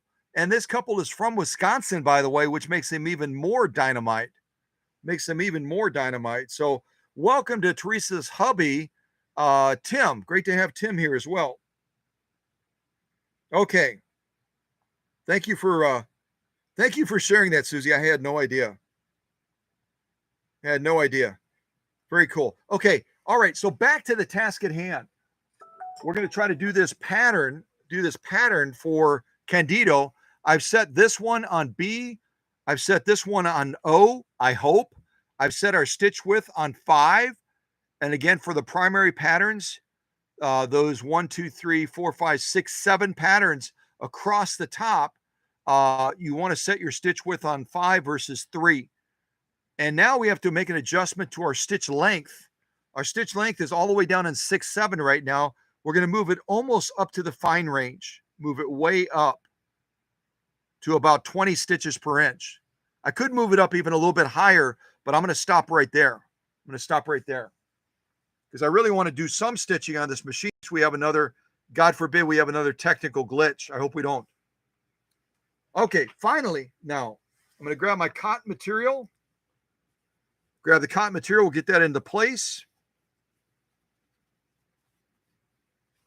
And we'll see if we can lay down some stitching on this Rocketeer finally. And we're sewing Candido's pattern that he chose, which is Bravo October, BO. All right. Make sure my take-up arm's all the way up. It is. Check my threading. Make sure none of the threading has fallen on a position. All of my thread points, crazy number of thread points again. If you join us a little bit late, when you're threading a machine like this 500A, you come off the top, you've got a thread point here. Where am I? There I am. 1, 2, 3, 4, 5. I'm not even going up to the take-up arm. 6, 7, 8. Lot of thread points plus the take-up arm as well. So thread your 500A very carefully. Thread your 500A very carefully. Okay, let me see if I can get this camera pushed back just a little bit. Angle that down. There we go. All right, let's try to do this stitch for Candido. Let's do this stitch for Candido. All right, here we go.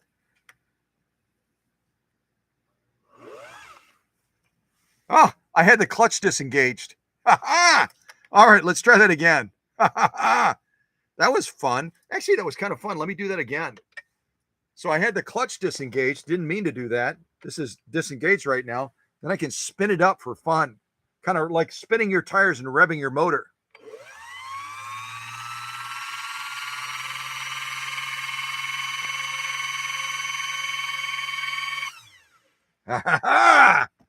Power!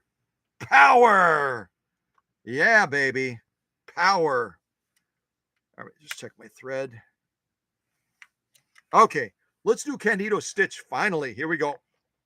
Almost. Almost. Here we go. All right, here we go. How many times did I say here we go? Just go, Scott. Just go. Aha.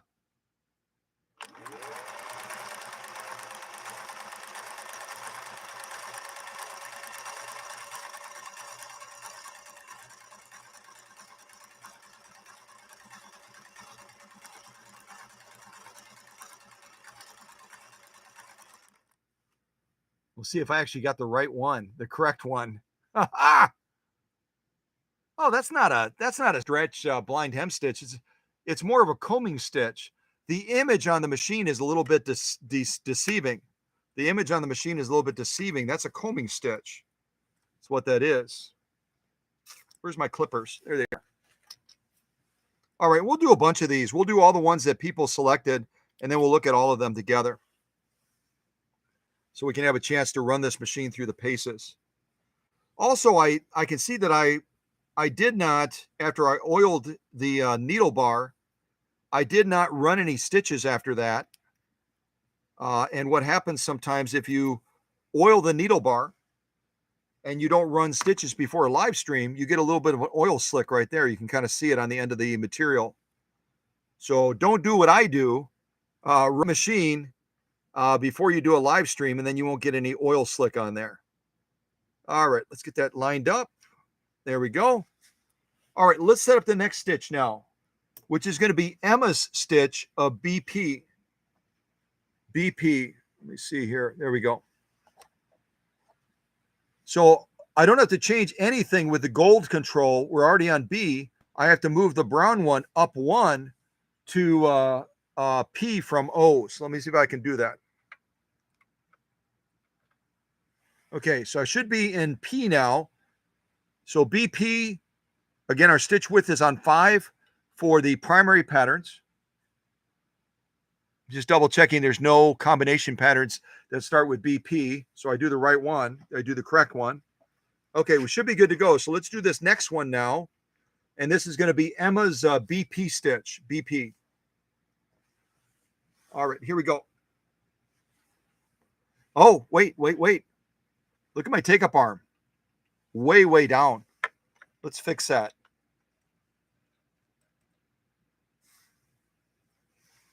You see where it is now. That'll give us a much smoother launch when it's at the highest position. Okay, let's do this next pattern for Emma.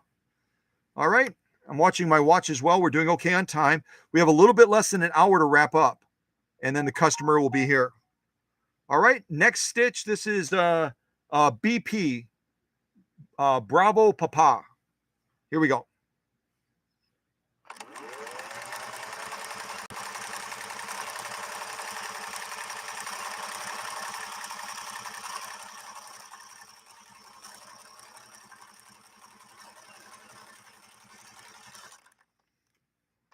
Oh, that's like the mountain one. That's the mountain one, isn't it?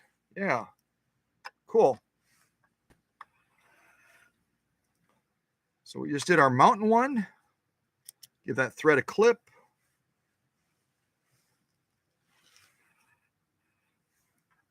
Get that take-up arm all the way up so we're ready to go into the next one. Yeah, good choices. Very, very nice choices that you all picked.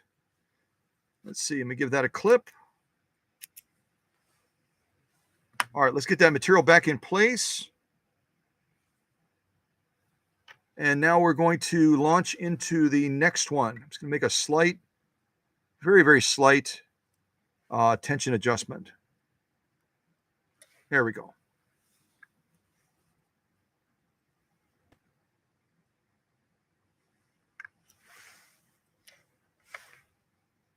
Okay, I think I have that reasonably straight.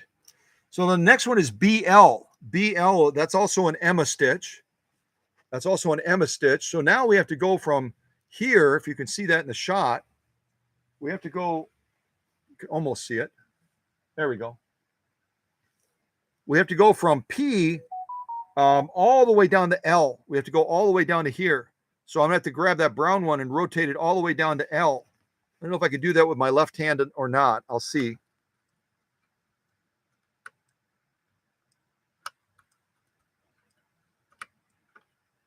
Okay, I think I have it correct.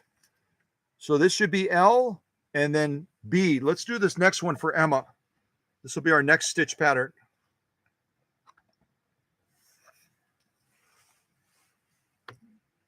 Okay, take-up arm is in the correct position. Where am I starting? Yep, that should be good. Okay, all good, good, good. Tighten it up just a tiny little bit more. So what I did real quick is I just moved our stitch length up a little closer to that fine range. A little bit closer to the fine range. All right, here we go.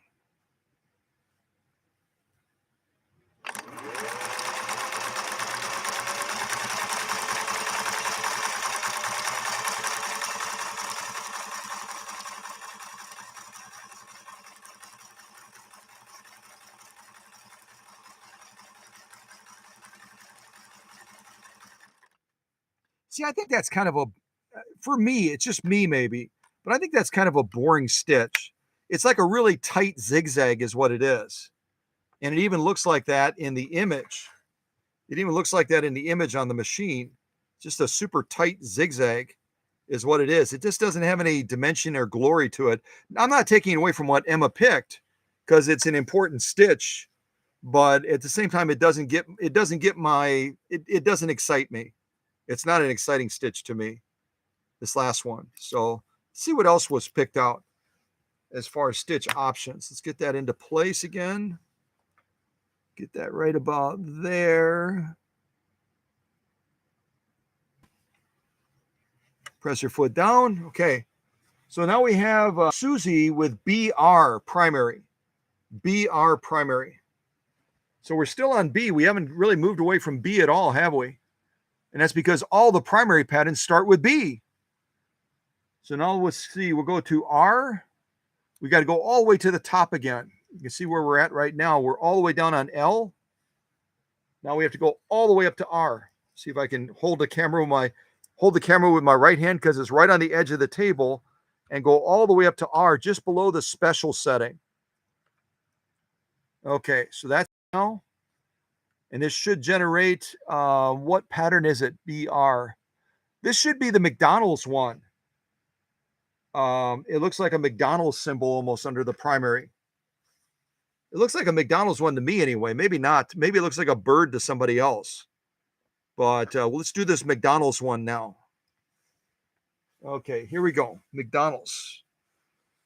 McDonald's is your kind of place. Cheeseburgers in your face. Dill pickles up your nose. French fries between your toes. And don't forget those chocolate shakes. They come from dirty lakes. McDonald's is your kind of place. All right, I'm going to get nasty notes from McDonald's now. Let's sell the McDonald's symbol so they forget about it and they don't send lawyers after me and all that nasty stuff. All right, here we go. McDonald's. Hey!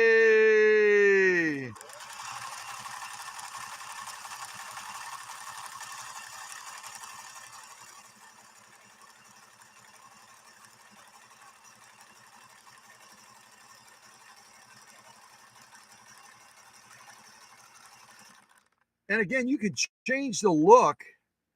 You can change the look of any of these stitches by adjusting that stitch length.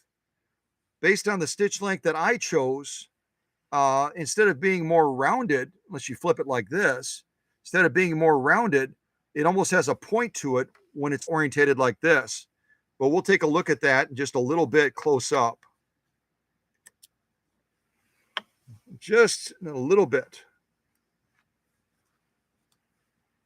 And yes, our space shuttle is still alive and well over there, and getting rather excited about the stitch offs and the patterns that all of you are picking. Doing a little dance. Was doing do a little dance again. Yeah, a little dance. There we go.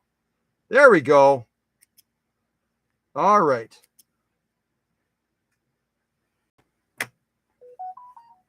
Let's do the next one.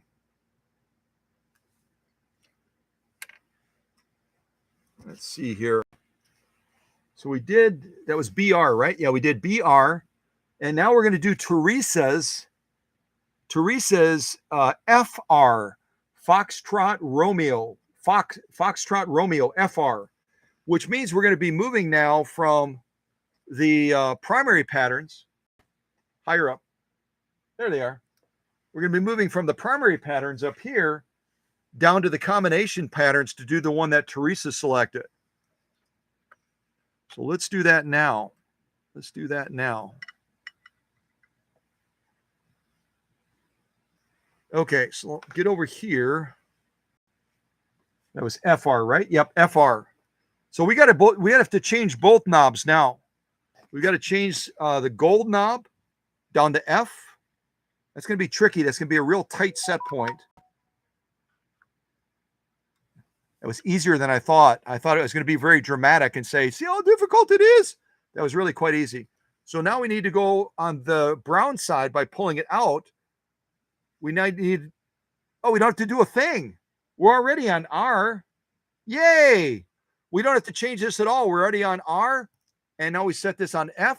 So let's do Teresa's pattern now that I think she described it like a bat. FR. Let me see where that is. FR, FR. Yeah, it does look like a bat. It does look like a bat. Let's sew the bat pattern now. The bat pattern, and we'll even turn on the bat light. Turn on the bat light for the bat pattern. Yeah. All right. This is for Teresa.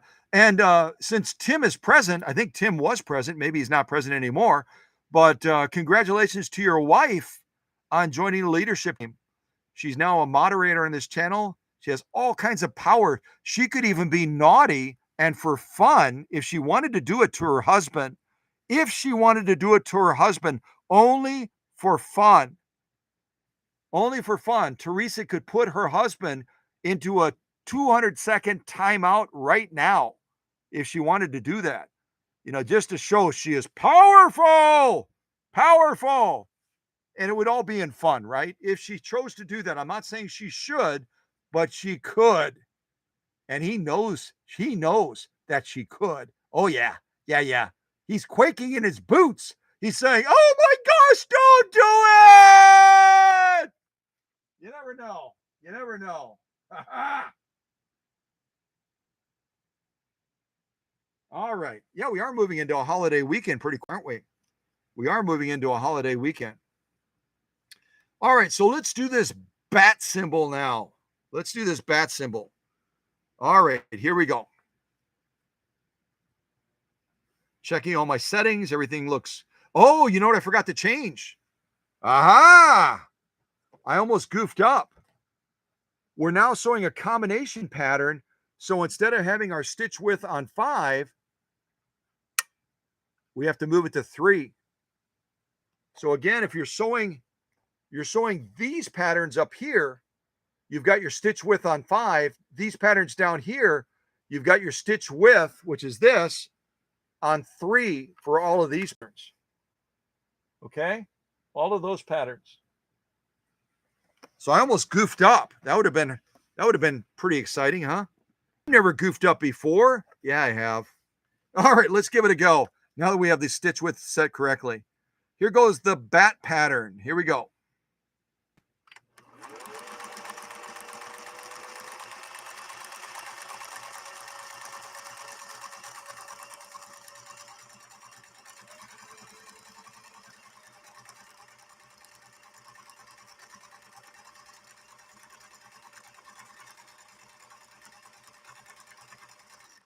All right, I'm going to stop right there. And now we finally, oh no, we have one more. We have one more. We have HL. We have HL. That's a real pretty one that Teresa picked. That's really a pretty one.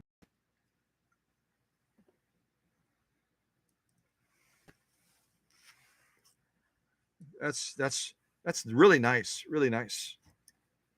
Okay, now we need to do one more, and then if there's any others that have been typed into the live chat beyond the ones that already had written down, if someone let me know that, I don't want to leave anybody out.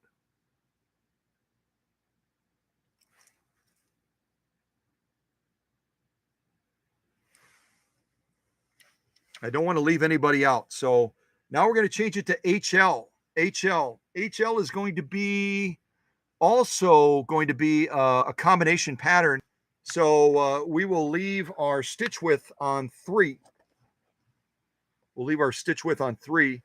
So the final one that I have written down at least is HL Emma stitch. So we got to move this one to H, move it down. I think that's in the right spot. And then we've got to move this all the way down to L.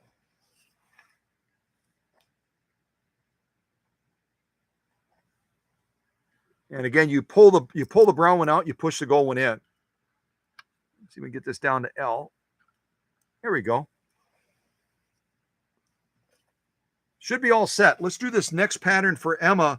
And these are the only patterns that I have. So if you want to make note of them, once we sew this HL pattern, we'll have sewn BO, BP, BL, BR, FR, and HL. So if there's any others beyond those typed into the live chat, please bring that to my attention so that we can sew them. I don't want to leave anybody out. I don't want to exclude anybody. So we're going to do HL now for Emma, and then we'll take a look at all of these selected by the audience. All right, I'm just checking all my settings real quick. Everything looks good to go. All right, this is our next stitch. Here we go. Our next and final stitch.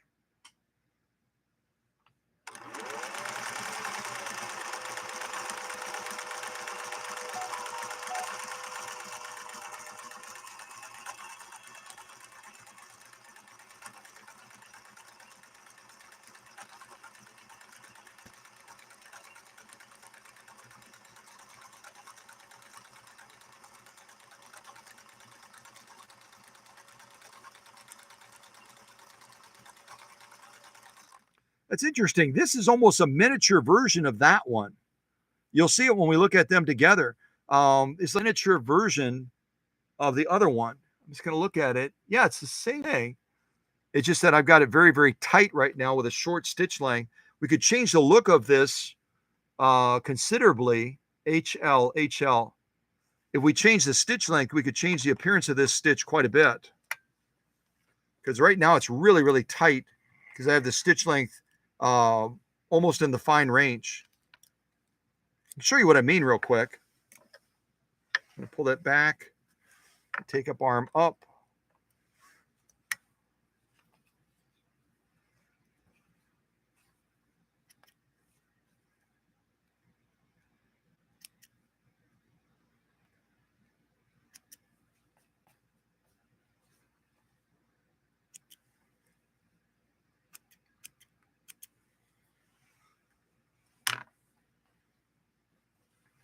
So if you look at these real quick, this one is that we did over here. This was the second one. So this would be BP. We did BP right here. And then when you look at the last one that Emma picked out is HL, which is a combination pattern. It's basically the same thing. It looks like the same thing, but it's just smaller scale. You can see that in the shot, I think. So we can mess around with it real quick since we already have it set. I'm just going to sew it one more time, and I'm going to change the stitch length to show you how you can dramatically change the appearance of any of these patterns by manipulating the stitch length. And when we're doing combination patterns, we have a little bit of discretion where I'm looking at the detailed directions, and we could move the lever position 2 or 4. 2 or 4. So there's a little bit of movement we can make. But we're going to focus mainly right now on manipulating the stitch pattern by changing it from the fine portion where we are right now all the way down to, say, about 10 stitches per inch. Move it to right about there. We'll sew the same pattern we just sewed, which is HL, and we'll change the appearance of it considerably by manipulating stitch length. Okay? All right, here we go. Double checking, do I have everything in place? Oh yeah, I do. It's going to really stretch it out considerably. So let's see what happens.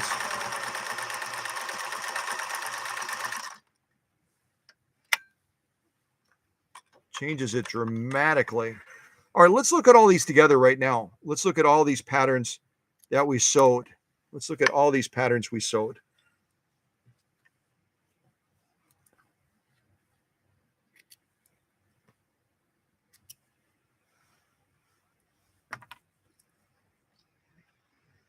All right, so I'm going to move the camera to right about there. This is our top stitching first. Top stitching first.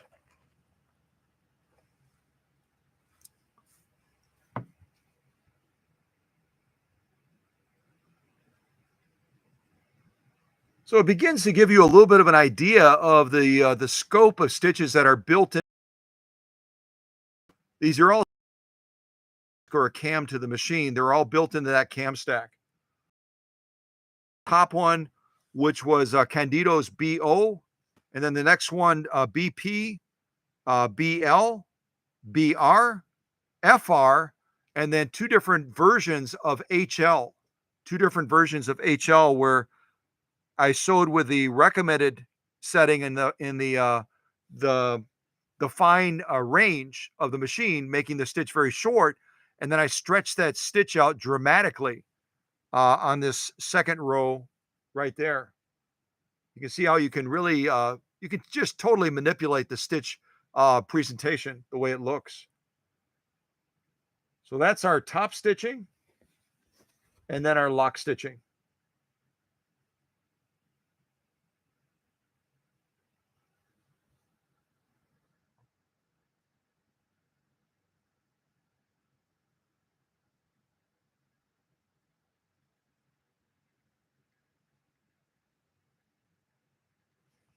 Top stitching again, spinning it back around.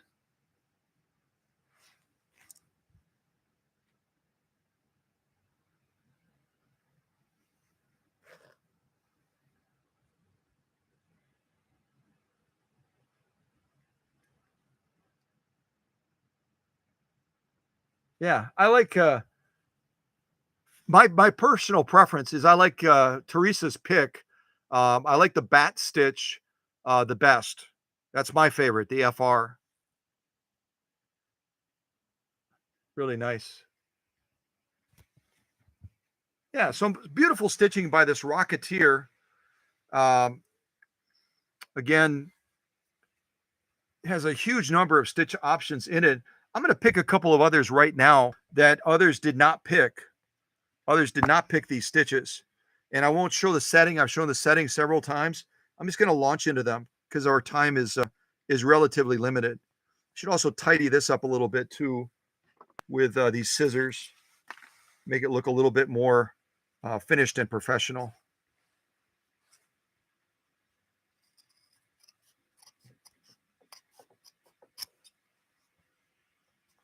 Yeah, that's professional enough. All right. Let's see what else I can pick out of those stitches. Unless someone else has more picks that they'd like to see, that's fine too. Press your foot down, move us back into the fine range. So I'm going to pick a couple of other patterns real quick, patterns that I think are fairly interesting and we didn't sew them yet. I'm going to pick BM, BN, and then maybe a couple of combination patterns as well. So I'm going to move over to the primary patterns first, and I'll go with BM first. So I'm going to move our control here back up to B. Hold the machine here.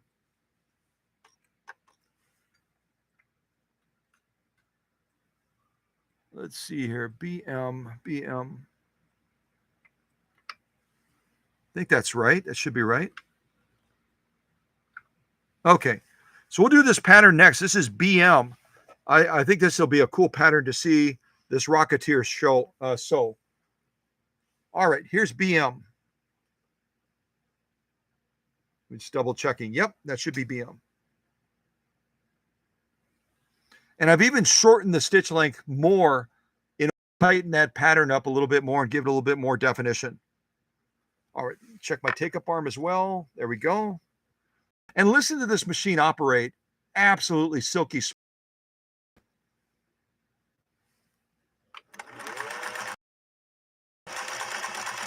I shortened it too much.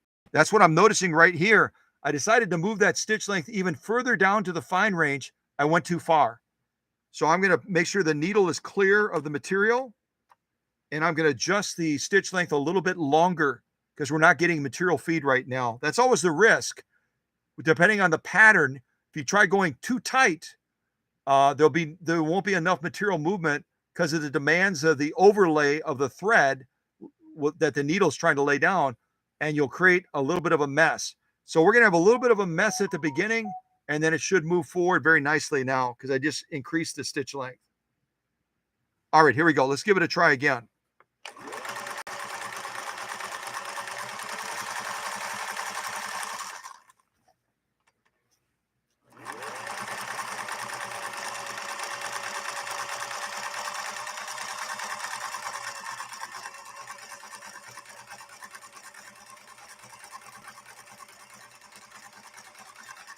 So being aggressive about the stitch length is fine, but if you get too aggressive, like I just tried to be, based on this specific pattern that I'm showing right now, this BM pattern, B like boy, M like Mike, I had gone too aggressive, too short, and we were spinning our tires. We were stuck. You'll see that when we look at the pattern. So just be aware of that. You can use that discretion, but in some instances you'll have to adjust it up a little bit, because you'll be too short in that pattern trying to be executed.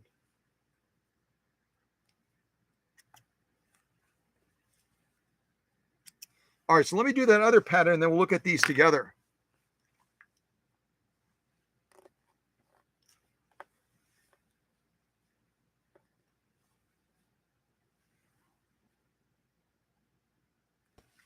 Put your foot down.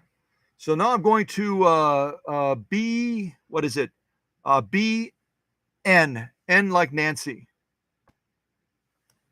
So I don't have to change the one on the left, but I have to change the one on the right. This is good. This is not. We have to go one up. Okay, so that should be good to go. All right, so here we go. Let's try this next pattern. I'm not going to be as aggressive about the stitch length.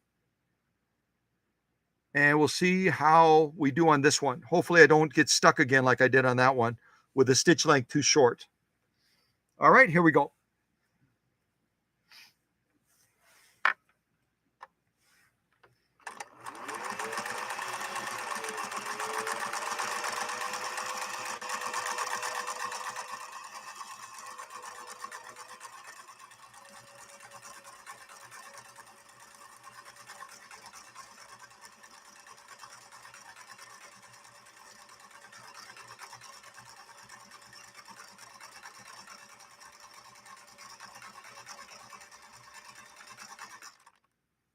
All right, so I'm going to stop right there, and we'll look at these two patterns that I just did.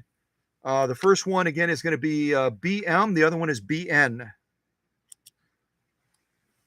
And as you develop an intimacy with your machine, as you understand that machine more, you won't make the mistake that I made with this particular pattern of trying to go too short.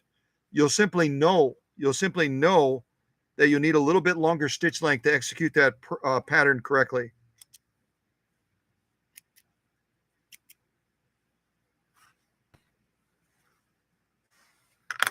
All right, let's take a look at these, see what we think.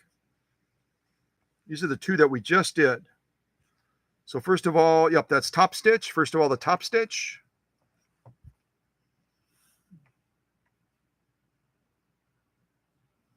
And again, if we go to a smaller needle, a size or a size 75 embroidery needle, we're going to be able to push that stitch length a little bit further with a smaller needle because it's not going to require quite as much space to lay down the stitching required by the pattern.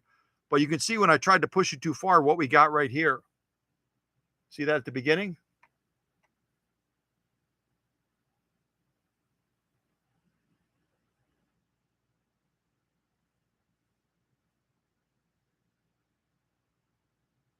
Very, very nice.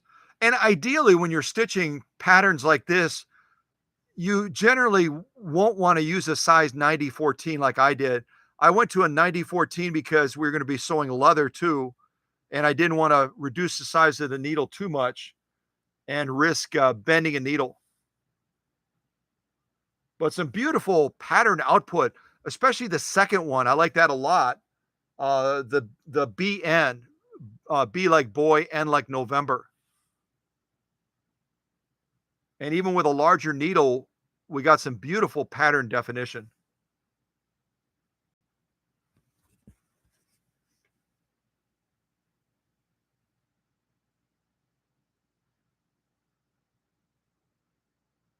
Very, very nice.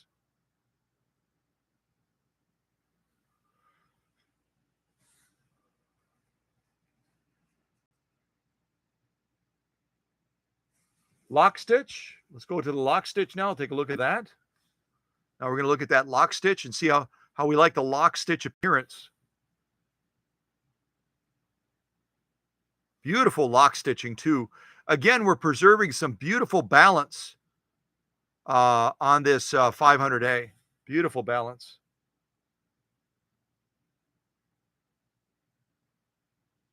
You see on the bottom here. That's where I had that stitch length too short and the material was not advancing. The material was not advancing because this larger needle had to do the same overlay that the pattern requires, and it was bunching up. It was bunching up. So, yeah. And you can see just a subtle little bit of puckering right there. That's telling us that our presser foot pressure is too heavy. So again, I showed you inside of the faceplate how we can turn that dial. If we're going to be sewing a ton of cotton with this stiffener, we'd want to reduce our presser foot pressure just slightly. And then we could eliminate that very subtle puckering that you're seeing on the material. Just very subtle.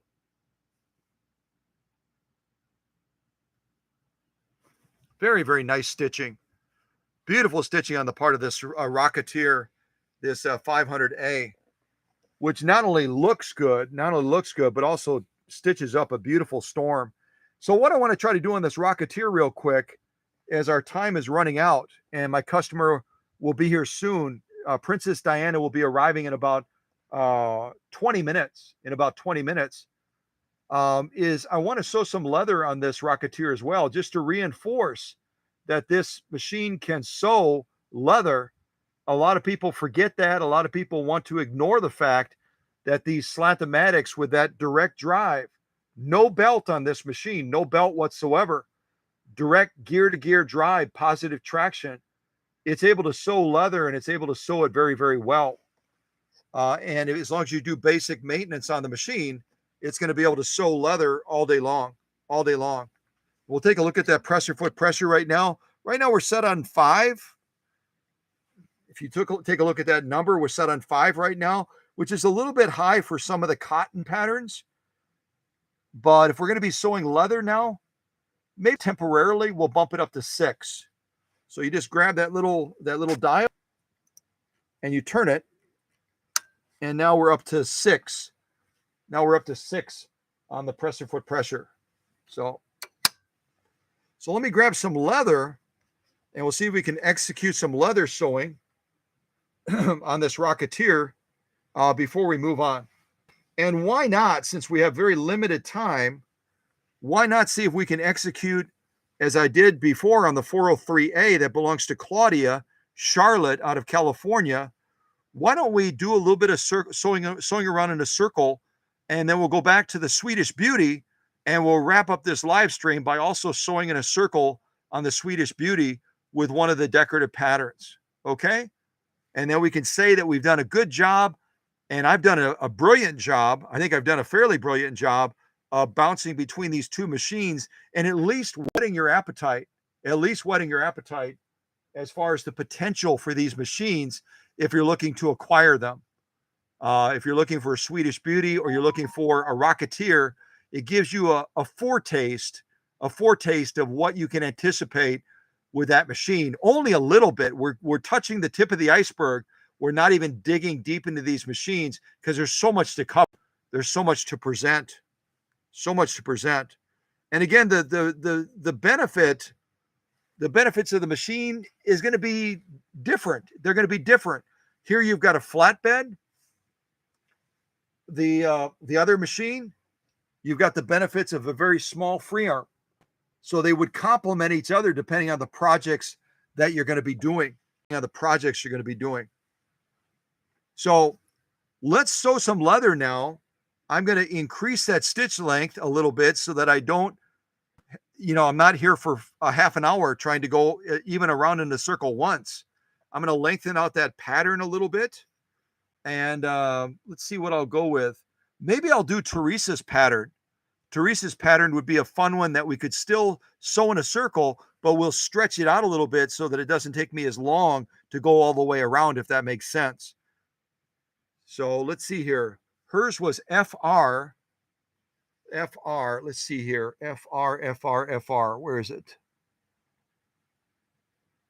FR is a combination pattern, so I'm going to move this back right away.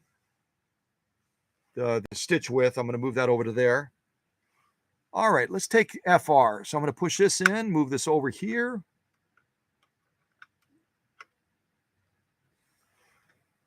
Move this over here. Just making sure that's in place. Okay, it should be. And then what I'm going to do is I'm going to adjust my stitch length just a little bit longer. I don't want to be crazy, but at the same time, I don't want to be sewing because if I make it short, it's going to take a long time just to navigate around this leather one time. And I haven't had the opportunity to do any music at all. So I'm going to put on a little bit of music. You've had a chance to hear these machines run. They run beautifully. They run silky smooth. They're very, very happy. And now I get to enjoy a little bit of music while we're finishing off the sew off on this Rocketeer 500A. Let's see here. Rocketeer. Trying to think of what kind of Rocketeer music. I think I'll put on the space race music that I saved before. See if I can find that real quick. Space Odyssey is how I saved it. So this is going to sound like, whoa, that's freaky.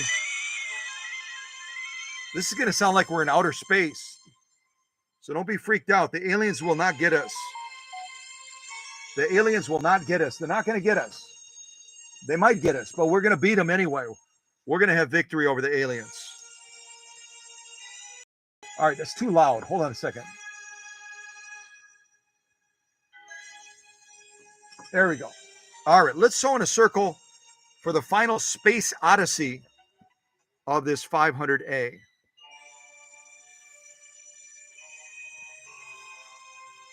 And again, thank you to everybody for joining us on a really odd day to do. Hold on a second.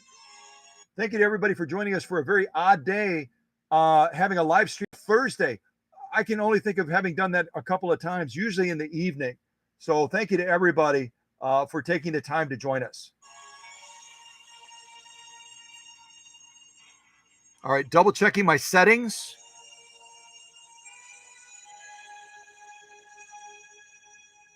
Go even a little bit longer in stitch length. All right, here we go.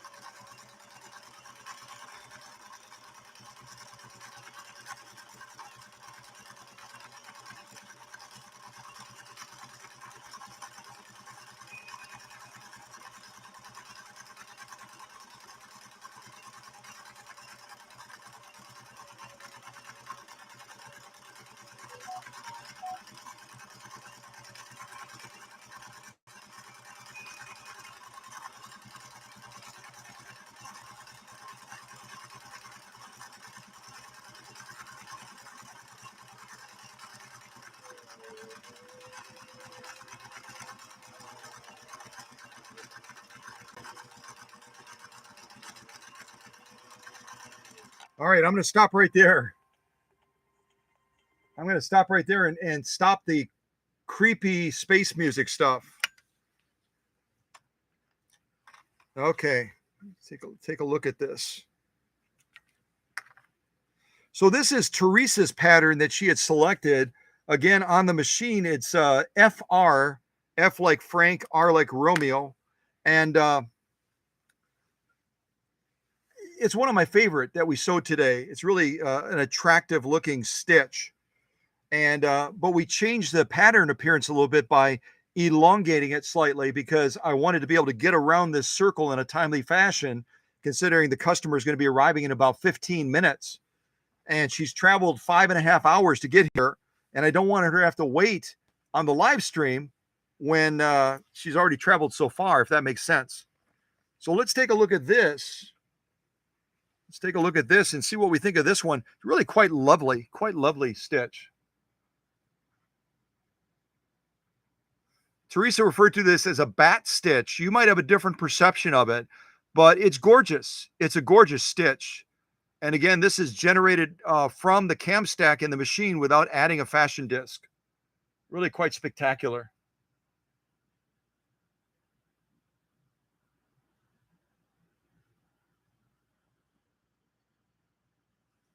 I feel like I'm doing the outer limits thing right now. The outer limits, anyone that's, about my age or maybe older, you probably remember the program, The Outer Limits. That thing is spinning like this. You are now entering a new dimension of sight and sound. Or is that the Twilight? That's the Twilight Zone, isn't it? At any rate, one of those two programs, they had a little circle spinning, almost like it was trying to mesmerize you.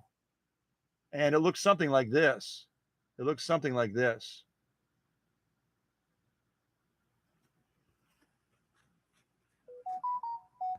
Yeah, quite spectacular. That's from a distance.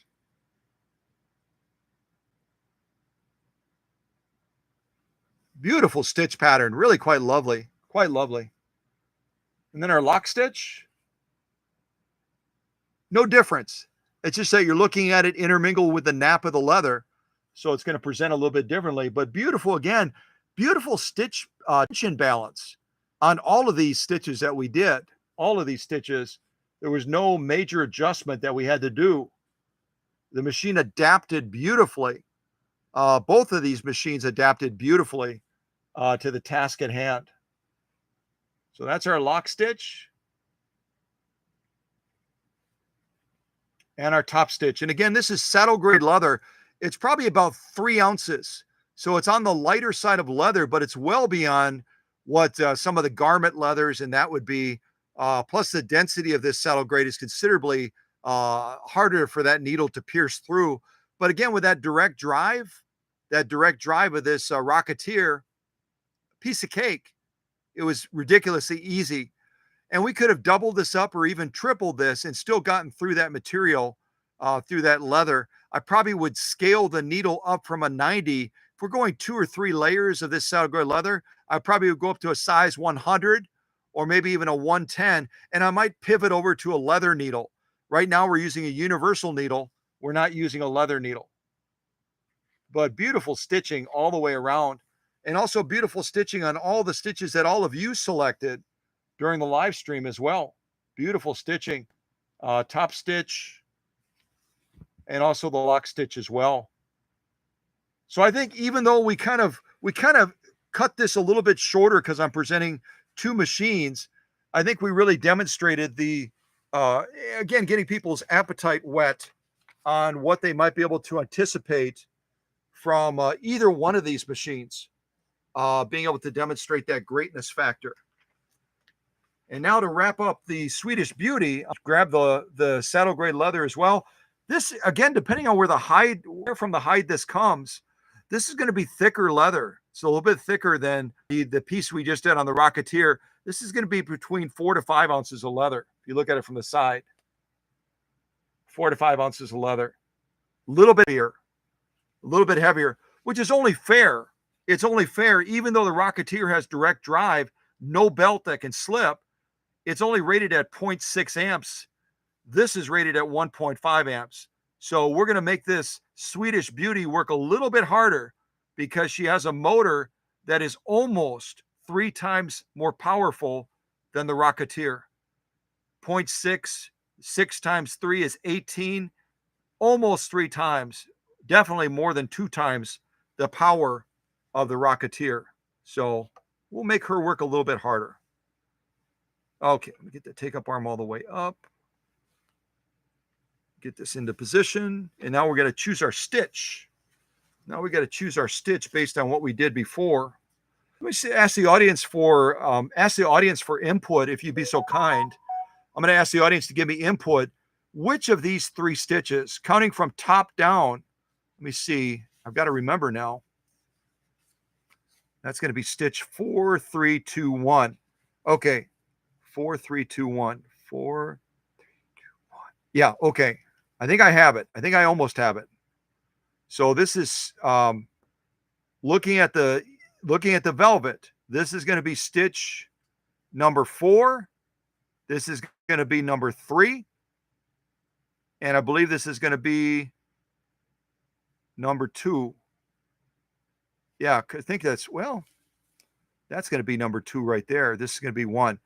Any rate, let's throw the velvet to the side. So you can choose, if I've got this orientated right. I think I do. Do you want to see on this leather? Do you want to see stitch 4, 3, 2, or 1? I believe that's going to be stitch 1. So 1, 2, 3, or 4. Just type a number into the live chat if you want to see stitch 4, which is this shell stitch. The stitch number 3, I believe, is going to be the 3-point zigzag. This is going to be that combing stitch, number 2, or this really funky stitch here. This is number 1. And I'll do this on the leather with the Swedish Beauty. So you pick 4, 3, 2, 1. 4, 3, 2, 1. And we'll finish off this final stitch before Princess Diana shows up and says, Scott, aren't you done yet? She wouldn't say that. She's a very nice lady, very sweet lady. She wouldn't say that. She might. Okay. All right. We got dissension. We got some that said 4, some that said 3. We got 2 4s, 2 4s, and 1 3. So I'm going to give the victory to number 4. I'm going to give the victory to number 4. If I did this right, I hope I did it right. 4 is going to be the shell type thing. 3 is going to be the 3-point zigzag. Combing stitch is 2. This funky one here is going to be 1. So we're going to go. Susie picked 3. Emma picked 4. Someone want to do a tiebreaker? Someone do a tiebreaker. Type in either a 4 or a 3. Teresa or someone else, type in a 4 or 3 so we can have a tiebreaker, please. Someone give me a tiebreaker. Come on. Come on, come on, come on.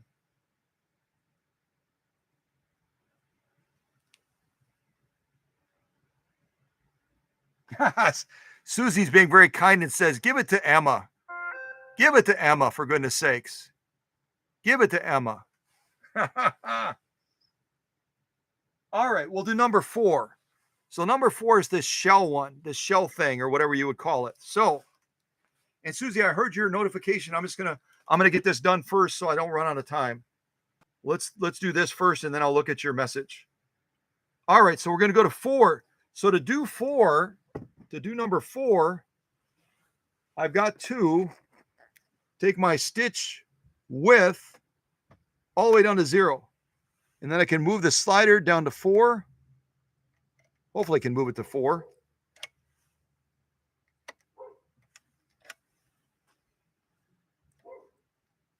Hank is barking at somebody.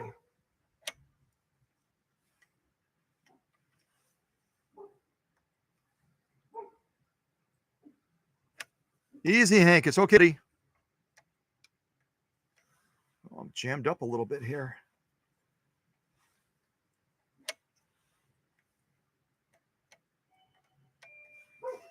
Somebody's at the door. Maybe Diana already. Hold on real quick, guys. Hold on real quick. I may have run out of time.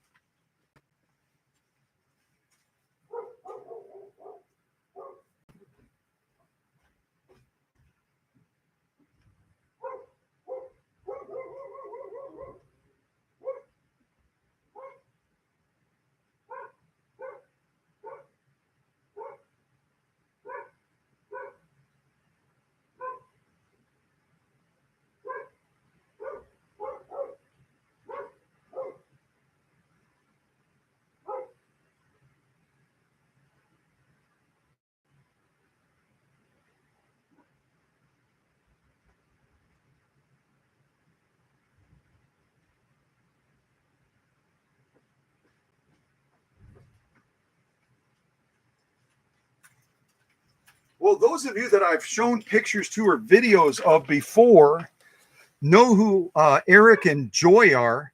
Eric and Joy are the little kids that are from the Chinese restaurant, and that was them checking on me. They wanted to stop by and say hi. They're going to be starting school soon, and they wanted to stop by and say hello before they have to go to school starting soon. All right, let me try this again, see if I can figure out why this is. May have to do a quick adjustment on this machine. Oh, wait a second. Maybe I did that. It's okay, Hank.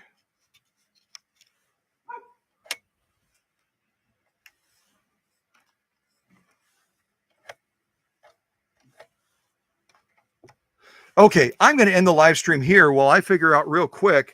I've done something to cause this to jam up so that the slider is not moving. Might have to make a quick adjustment on the back of the machine before Princess Diana shows up. So I'm going to end the live stream now. Thank you to everybody for joining us. We had a chance to do a lot of things with these machines during the live stream and really had to crunch a lot in, but I wanted to get these on camera before they head back to Lake Superior.